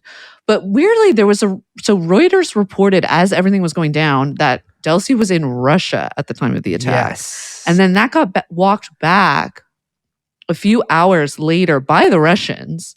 And then the New York Yes. Times kind of confirming and reporting that she was in Caracas. This is very weird. Well, that's what makes me be like, are they trying to portray her as like as having stabbed Maduro in the back? And like, so this is this a psychological operation? Because Could be. if she wasn't in Russia, then why is 4 sources telling Reuters she's in Russia? Or perhaps they wanted that there was supposed to be something different that went down. Maybe Yeah. they were going to, if there was an avenue open for them to replace the government, they would have tried to do, you know what I mean? Like maybe some of that was getting kind of like staying open. I have no idea, but I would love a follow-up on that. I would love someone to kind of talk to Reuters about that and get some more Yeah. information about how Reveal they the came sources. to report that. Because that's really crazy.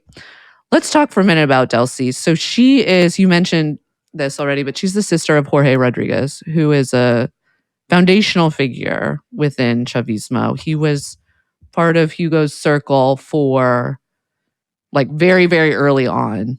And Jorge is third in the line of succession as well. They're the kids of Jorge Rodriguez Sr., who is a very famous leftist activist who died in custody after being tortured by the Venezuelan state in the 70s. And that was really the kind of, having Jorge next to him, that was really important to Chavez because it lended Chavismo an important kind of historical and moral credibility that the other technocrats within his orbit like just didn't have. Yeah. So Jorge was Chavez's VP, and he was like head of National Electoral Council. He's also Minister of Communication. These are not ceremonial positions. These are big positions. Okay. Yeah. So Jorge was really, attuned to the machinery of the state. It's like maybe a way to put that. But there was always a little bit of a tension between the two of them. Jorge was very ambitious, not, necessarily trying to replace Hugo as kind of like a symbol or being some charismatic leader, but literally at kind of maybe getting his hands on more of the state decision making power and the direction of the state. And, if anyone knows anything about Chavez, they should know that he was very sensitive to that and kept people kind of, at a distance in order to prevent anyone kind of from being a kind of seen as a pole of authority against him. And so he kind of, there was a kind of falling out period with him and Jorge, where, or not like falling out, but like a cooling, where he kind of like Chavez, like what he did with a lot of other people, moved him out of like, very front facing power and into kind of like less visible roles as a way to kind of contain a potential like political drama between all of them. So Delcy's kind of the opposite of her brother. So she's not really, I would say, in the machinery of the state so much as like a very kind of like a useful attack dog. She's kind of a performer, enforcer. If you've ever seen her speak, even just the thing that you read, like she is very publicly loyal and very good at speaking the language of the state, especially the kind of like anti-imperialist language and kind of drumming up popular support. So I think she's never been seen as someone who would become her kind of own independent power center, from my understanding. Yeah. So after Hugo's death, Delcy's role really expanded under Maduro. She became vice president. She was like chief sanctions manager. I think she was economic minister at one point, but she was very involved in... I think head of PDVSA too at some point. That would make sense. Yeah, she's still is, maybe. very involved in a lot of the navigating a bunch of the sanctions stuff, which is interesting. But the two siblings are kind of operating as this like dual structure that Chavez deliberately avoided consolidating, which is kind of interesting. So you have on the one hand Jorge, who's this like internal management and institutional control, and then on the other Delcy, who really is this like forward-facing kind of public messaging, sending out regime signals, all of that. Now, I would say because it's on the table, if these two betrayed Maduro, it's not because they're necessarily like they've turned and are embracing the opposition, but rather they are kind of prioritizing their own survival over their personal loyalty, right? Kind of more of a like not stopping what could have been stopped or, kind of structurally positioned to kind of let it all happen. When she was VP, she was meeting with a bunch of U.S. officials. Yeah, it's, if she's managing sanction stuff, this stuff does make sense. Her and Diosdado Cabello met with a State Department deputy in Haiti during Obama. Rodriguez also met with John Kerry directly in 2016 at an OAS General Assembly.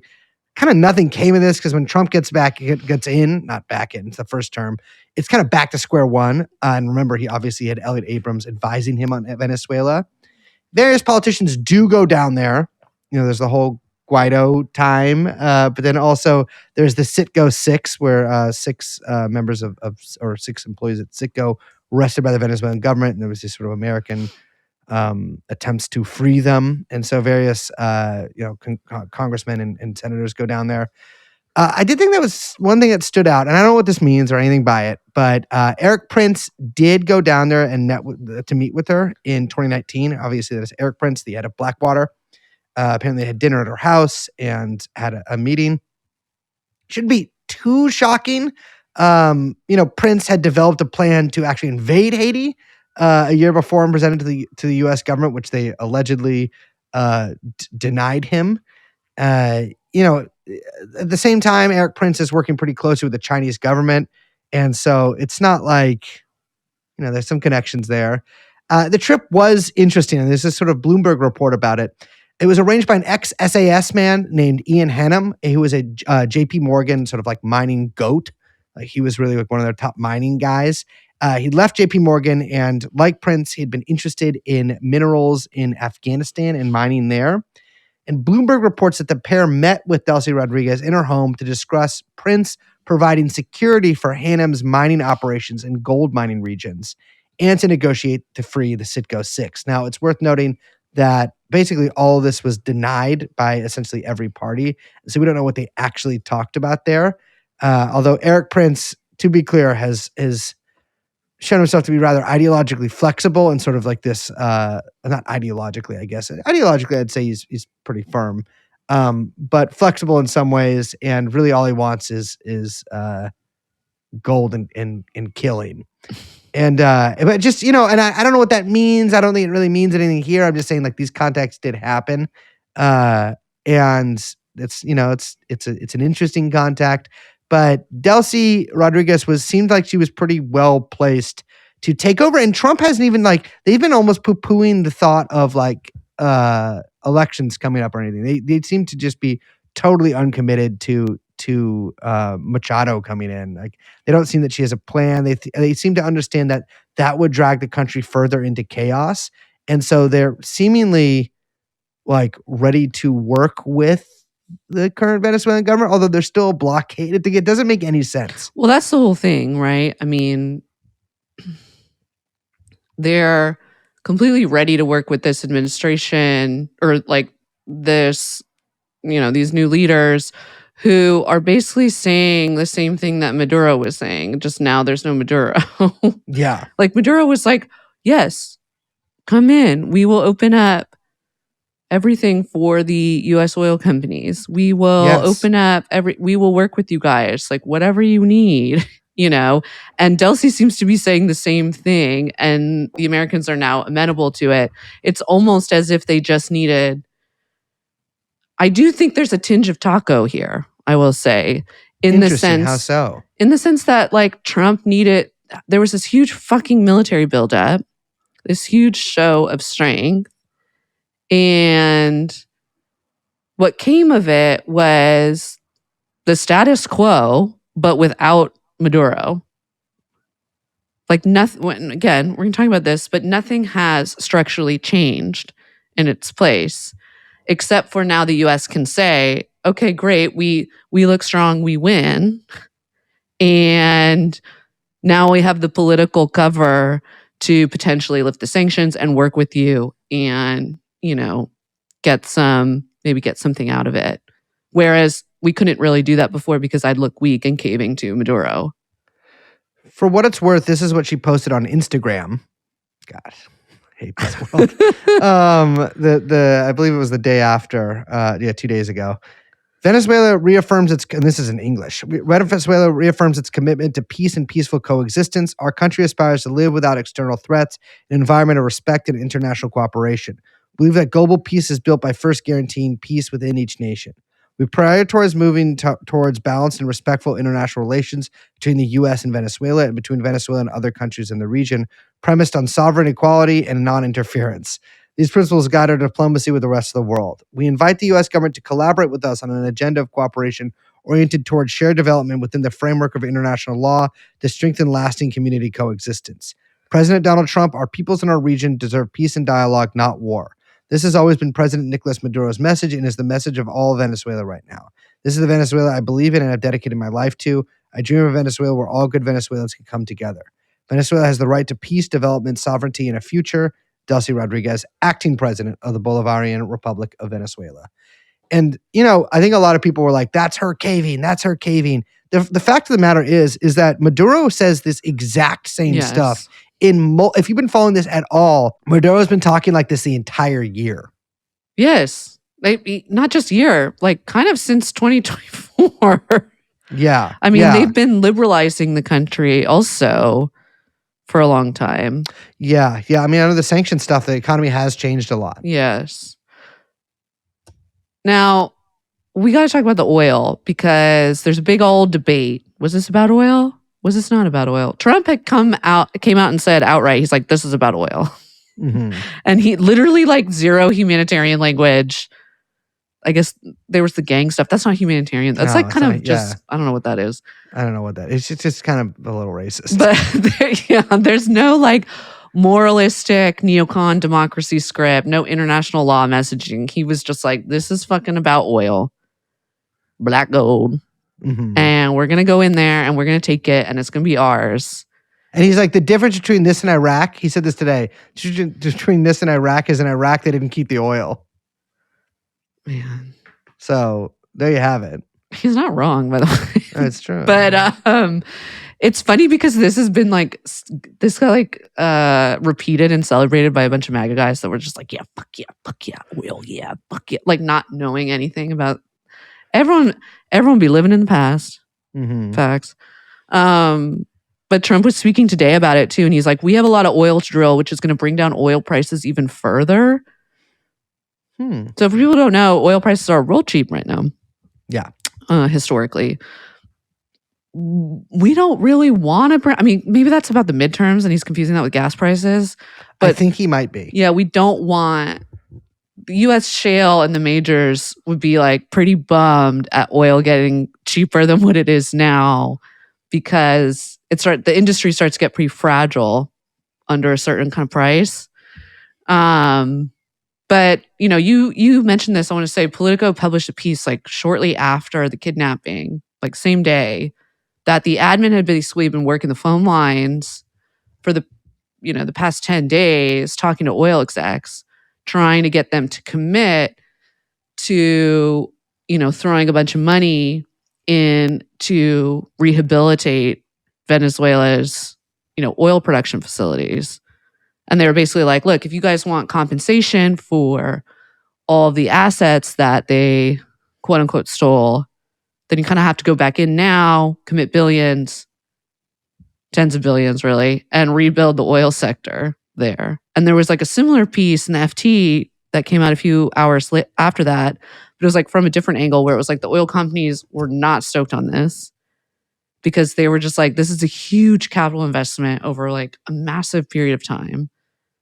And the government, was like, look, you guys want reimbursement or whatever for these stolen assets. That's really, there's like the two cases. I think there's maybe more cases, but the big ones were with ExxonMobil and ConocoPhillips in the ISDS cases. And I think they both, maybe it's just the ConocoPhillips one that had a judgment, but it was like, I don't know, Exxon's, maybe it's Exxon's too, but like it was like something like $4 to $6 billion, I think, that they're owed.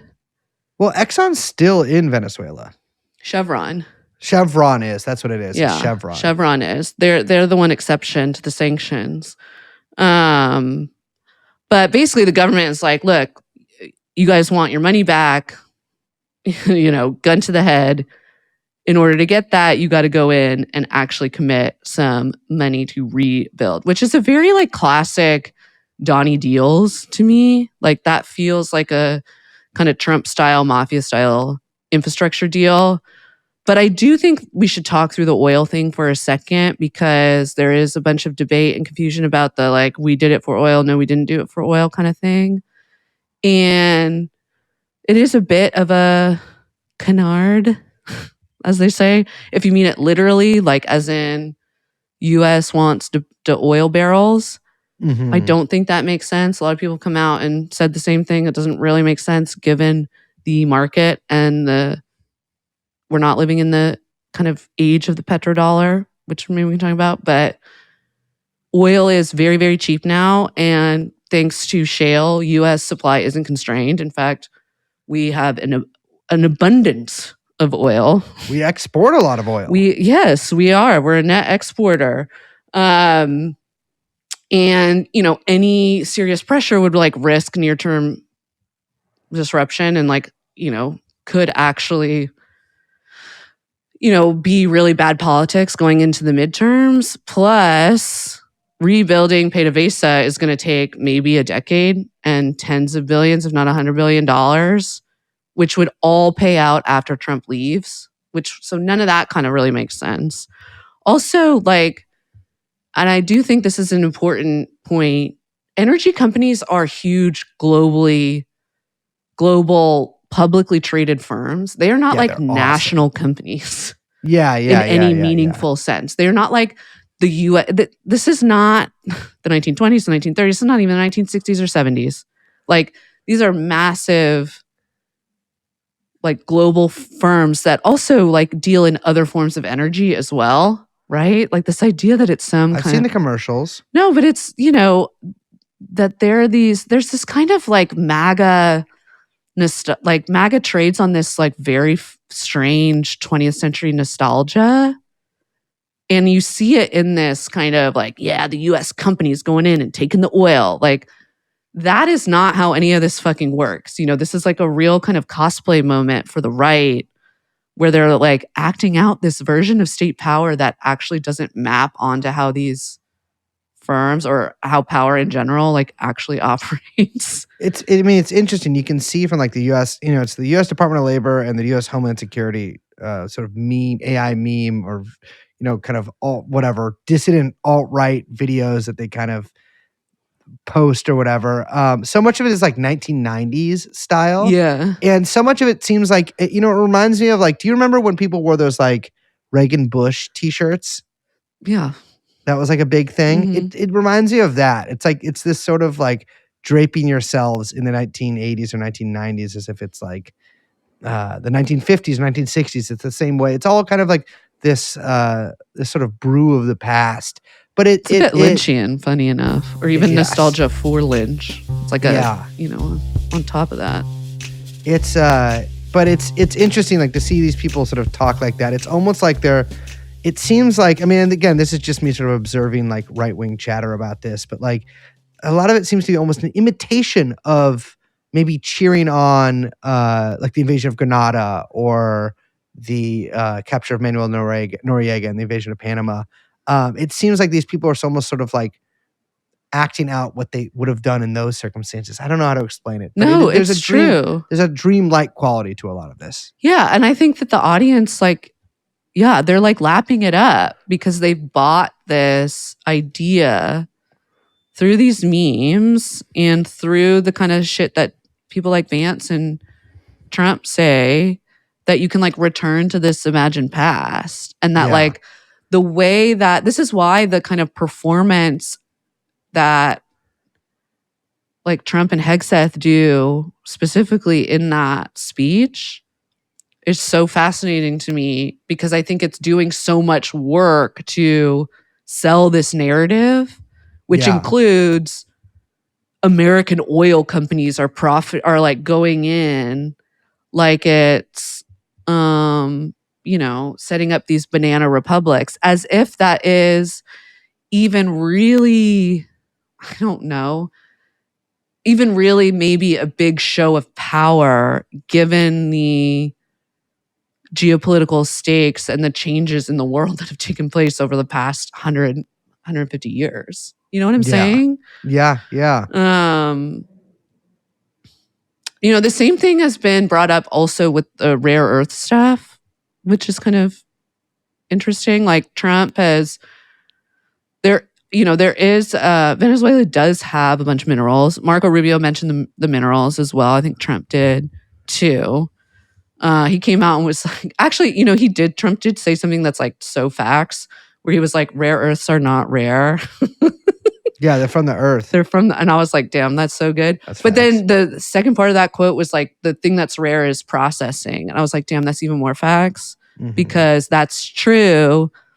And famously, the Chinese, of course, have built up that supply chain for decades and can process these rare earths and these minerals in the U.S. can't. Like we need to have a nationwide processing conversation. Well, the thing is also, China also has a little bit more space than we do and can commit, they're much more amenable to the environmental destruction that processing these rare earths, wrecks on the locations that these facilities are placed in. So, anyway, just something to kind of like mention because again, it being like now we have access to these rare earths, that doesn't seem to really hold as much as the same thing as like we're going to pump a bunch of oil out of Venezuela. There was a huge piece in Bloomberg defending the idea that this was to like start some big US OPEC style like producer cartel. I don't know if I'm like convinced by that. I mean, I think maybe that's some goal, but it's kind of like strange. How do I say this? China keeps pushing ahead with all this like new tech. Yeah. And the US is clearly willing to like lock itself into this older, higher cost technology path that has like basically zero future. And especially when you're looking at potentially reaching peak oil demand, right? Growth demand or demand growth, sorry, is like real soft right now and continuing to get like softer as more and more electrification especially gets adopted around the world. Well, and especially as these damn gas stoves are these mandates to replace them with electric stoves, these convection ovens. No, but just in general, like everyone knows electrification is the future. And I know that we talk, many Verso style talks have led with the US locking itself into its own like death spiral or whatever, especially with fossil fuels. But like it does it is crazy. And it adds to the like none of this actually makes any sense.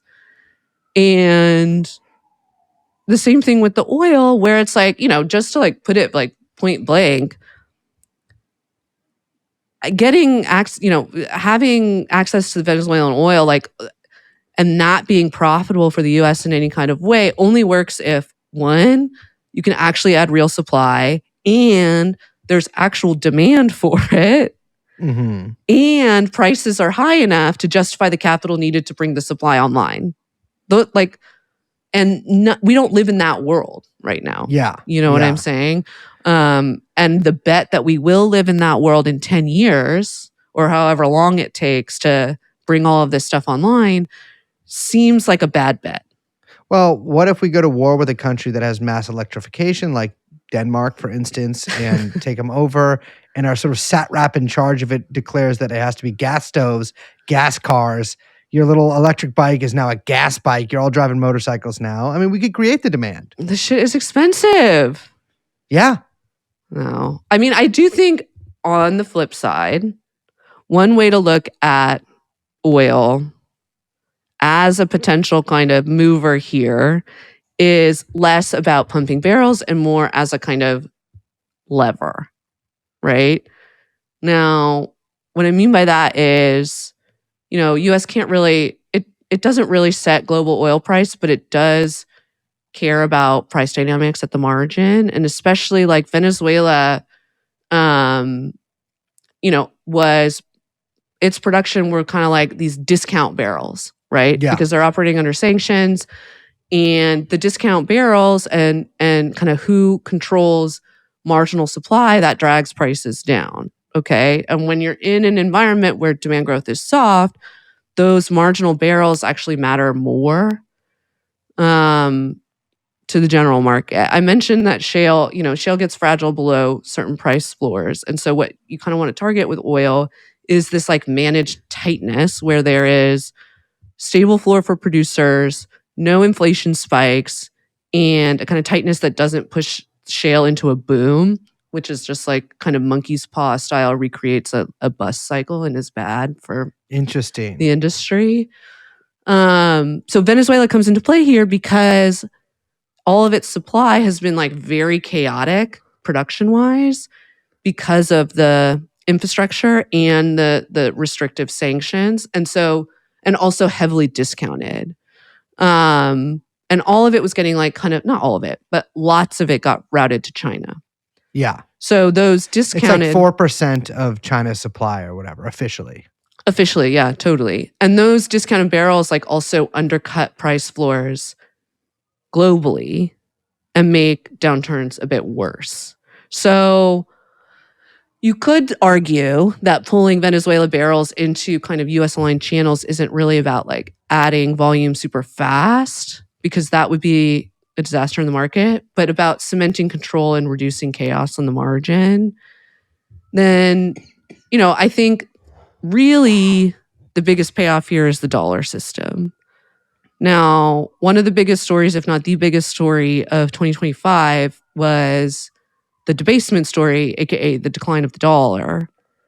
And Venezuela has become a little bit of a lab for selling oil through gray channels and experimenting with non-standard settlement. Mm-hmm. They were doing because of the sanctions, they were doing all this kind of like bypassing and trying to find new routes around U.S. controlled financial systems, and that would include like stablecoin settlement or paying in the yuan, trying to get around SWIFT systems. And now the U.S. can kind of now that they have also the political cover to lift the sanctions, they can kind of force U.S., Venezuelan production to go under U.S. firms and licensing control Yeah. for the export pathway, regardless of the output of what Venezuela is putting out there. But they're going to then push settlement back into dollar rails because like all of the contracts and the insurance shipping compliance and the payments and all of it then has to run through U.S. controlled systems, which will shore up the dollar, right? So that's kind of it's a defensive move that hits China and Russia also in like separate ways. Mm-hmm. So I think there's a way to kind of treat oil as a claim rather than a barrel, right? Like its value then is more in future control rather than immediate production. That makes sense to me. And unproduced. I mean, it's not really immediate production anyways, right? Like it would take so much infrastructure investment that like we wouldn't get the real black gold for like a decade. Well, not enough to justify, like they're still producing now. So you could take those barrels, but it's again, very chaotic, kind of like not maybe worth the investment, you would say. Yeah. But unproduced, it's like basically works as leverage, as a kind of like geopolitical bargaining power. And I think that is a way to kind of understand the oil move. So Rubio was on like Meet the Press or whatever on Sunday, and he said something totally different where he was like, we don't need Venezuelan oil. We have plenty of oil in the United States, facts.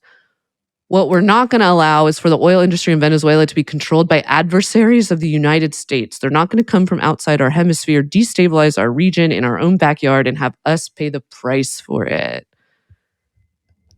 It's interesting. So he's like, okay, we don't need the oil. We're good on that. We just can't let anyone else have the oil? Well, it's just that he also said like U.S. wouldn't be running Venezuela at all, contradicting Trump. Yeah. And then he was like, we're going to instead we're going to pressure the country through the oil blockade. And again, this is the status quo. Yeah, so we're already doing that. Why would we blockade if it's our oil? Yeah, well, yeah, one wonders, right? I mean, it's like, it seems like they're saying like, oh, we'll use this as leverage or whatever, but like leverage to do what then? Isn't this the thing that you, like, it doesn't make sense. No, it makes absolutely no sense. They want it like both ways at all times.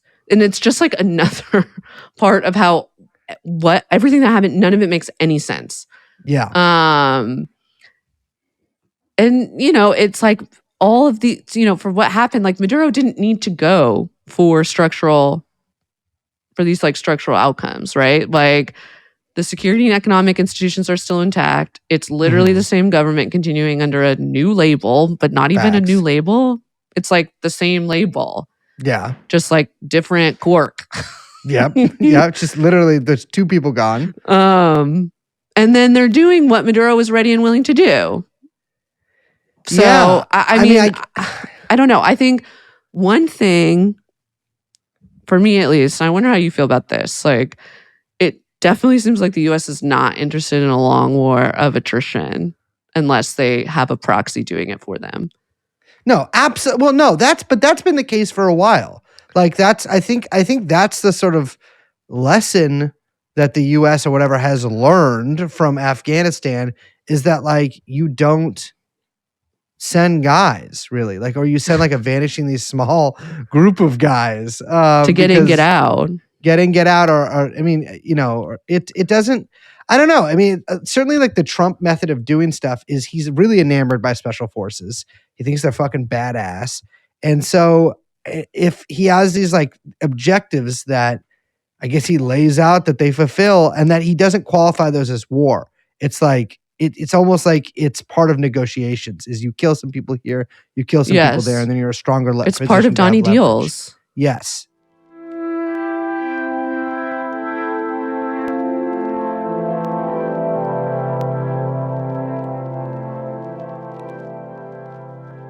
So I think there's a few big questions. One of which is this regime change, which I would say that's a little too early to tell. I mean, the regime has not changed.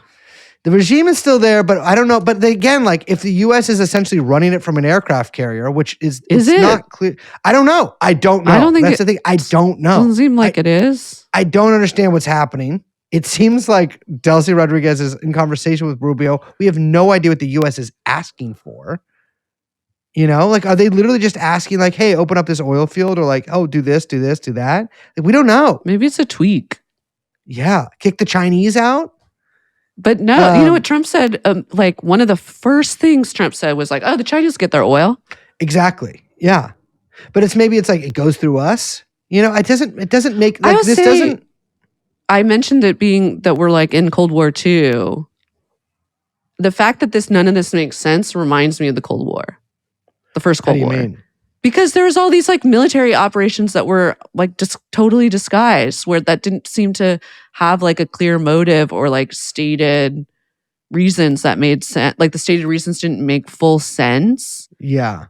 And there's a big show of propaganda to get people to kind of like buy into them. And it's only through later reporting that you start to understand kind of the chessboard or the moves on the chessboard, you know, like, you know, I mentioned that like I do think we're in Cold War II, but like, and that started in like 2014. But I think that you could potentially read some of this as like a hedge against maybe some forthcoming moves in Iran that could Yeah, so people are produce saying, blockade. I have no idea.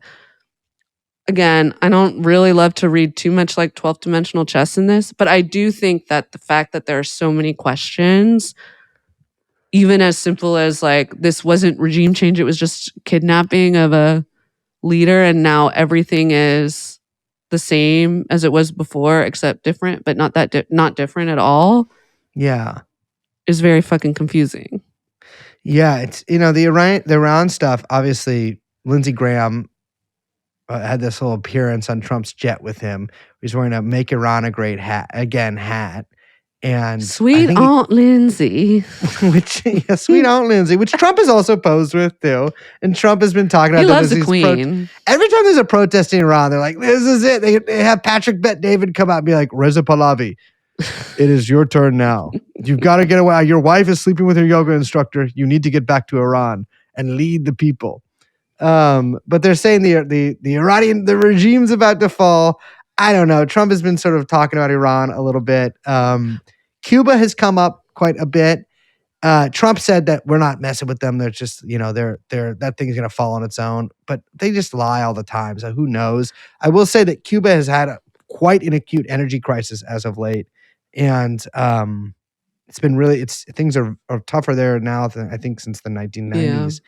And Venezuela was a huge supplier of oil to them. And I don't know what's happening with that. You know, that doesn't seem like it's going to go very well for Cuba. And so this could be also, I mean, Marco Rubio, famously Cuban, claimed his dad fled from Castro. Obviously, his dad fled before Castro even took power. You know, and was maybe assisted in the assassination of JFK, according to the current president, Donald Trump. And, you know, I think they do want to go after Cuba. I think that they probably want to prevent refugees, which is, I think, something that they have probably top of mind. And so they probably want to do it in a way where there's as few refugees as possible. And it's about Mexico too. You know, it's interesting. Someone, you know, I'm aware that the Mexican Defense Ministry is also aware of the fact that, like, if the U.S. starts drone striking Mexico, which they probably already have, then the Mexicans can't actually do anything about it. There's like nothing. There's no recourse they can have. They can't even really publicly complain. And I think that's just, that's the de facto world we were living in before. Now it is just the explicit world we're living in now. I don't know. Maybe that's better or worse in some ways. I think it's letting people see a little more nakedly how it is, but obviously awareness doesn't mean fucking anything. It means something, but not much. And this comes from my past weekend spent reading Lukács. And Wait, which one? is it History and Class Consciousness? But it's also with some more essays in it.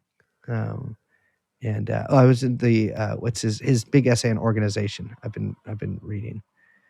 Not big, it's like 30 pages. But I've been reading it closely.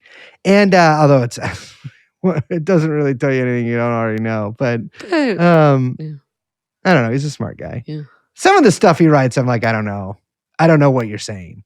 But I try to do like little diagrams to try to figure it out on the page, because otherwise it gets a little heady for me. But his little book on Lenin is great. I want to read his book on Solzhenitsyn, which it's funny because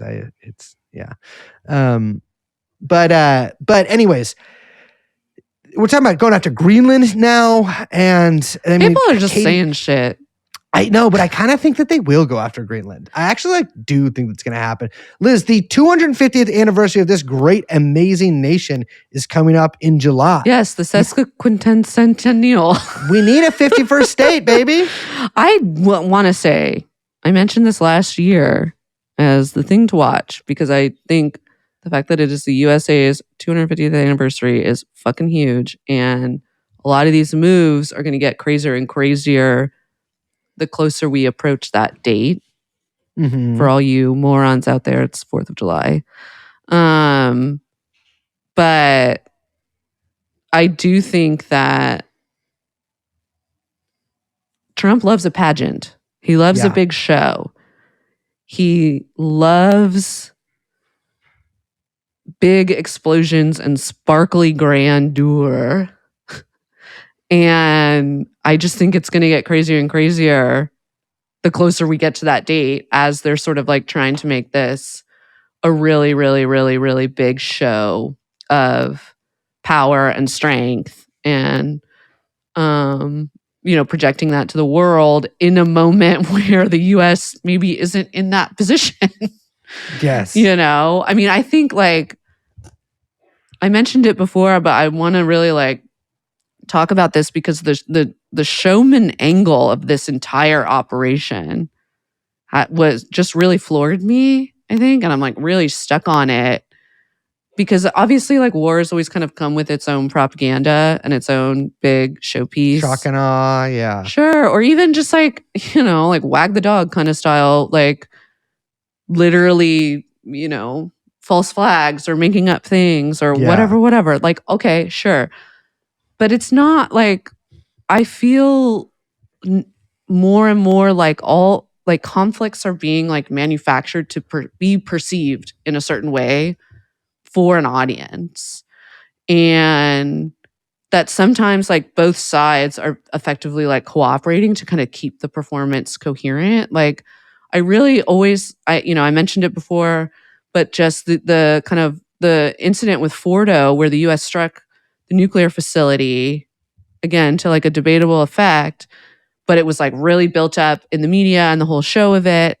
And then in return, Iran struck the US airbase in Qatar, but that was pre-agreed upon and no one was there. And it's all sort of pre-arranged, and it ends up just being this complete show for this global audience that is increasingly glued to their phones and getting all this stuff all from the same place. And I was thinking about that when, that photo of them in the makeshift sit room or whatever it was at Mar-a-Lago with Hegseth on the fucking laptop with the projector behind him of the screen, and he's literally searching Venezuela mentions on Twitter. Yes. And I'm just the whole thing, that to me is the number one image so far of Trump too.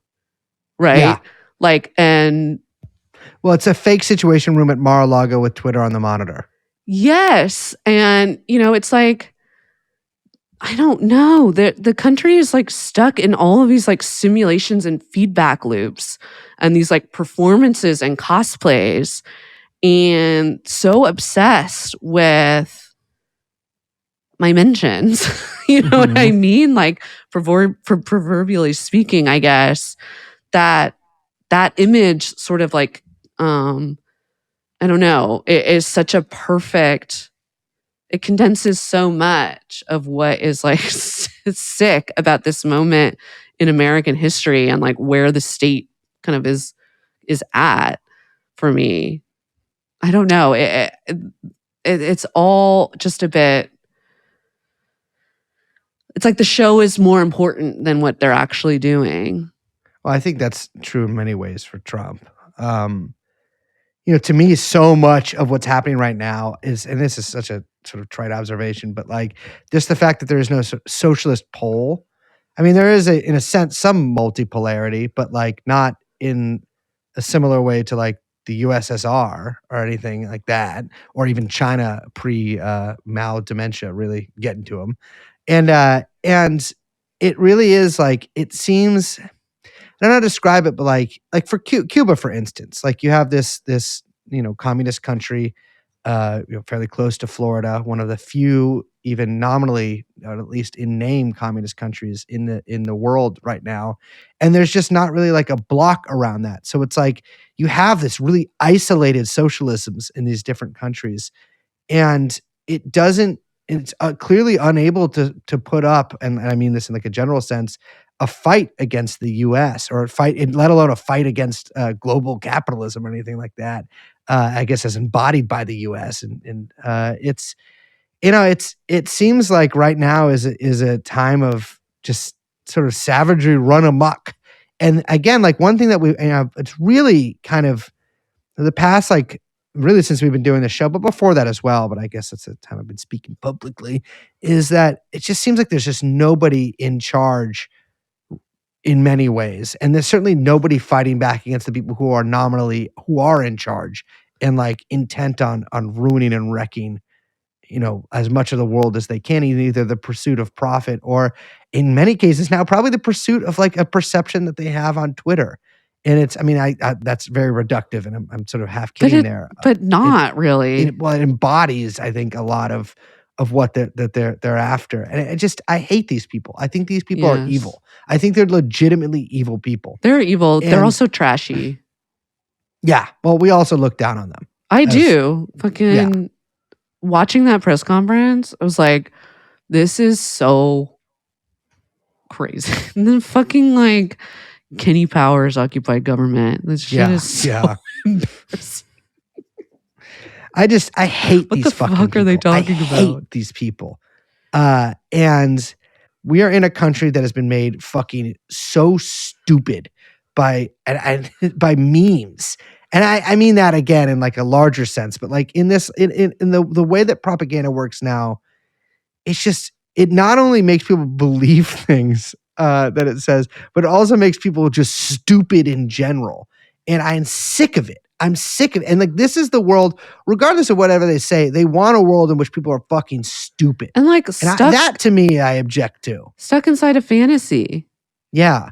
Yes. And content living in a fantasy politics, fantasy history, fantasy present, where they can believe these stories that have absolutely no like relation, adherence to the actually existing world, or how things like power or even just like anything fucking operates.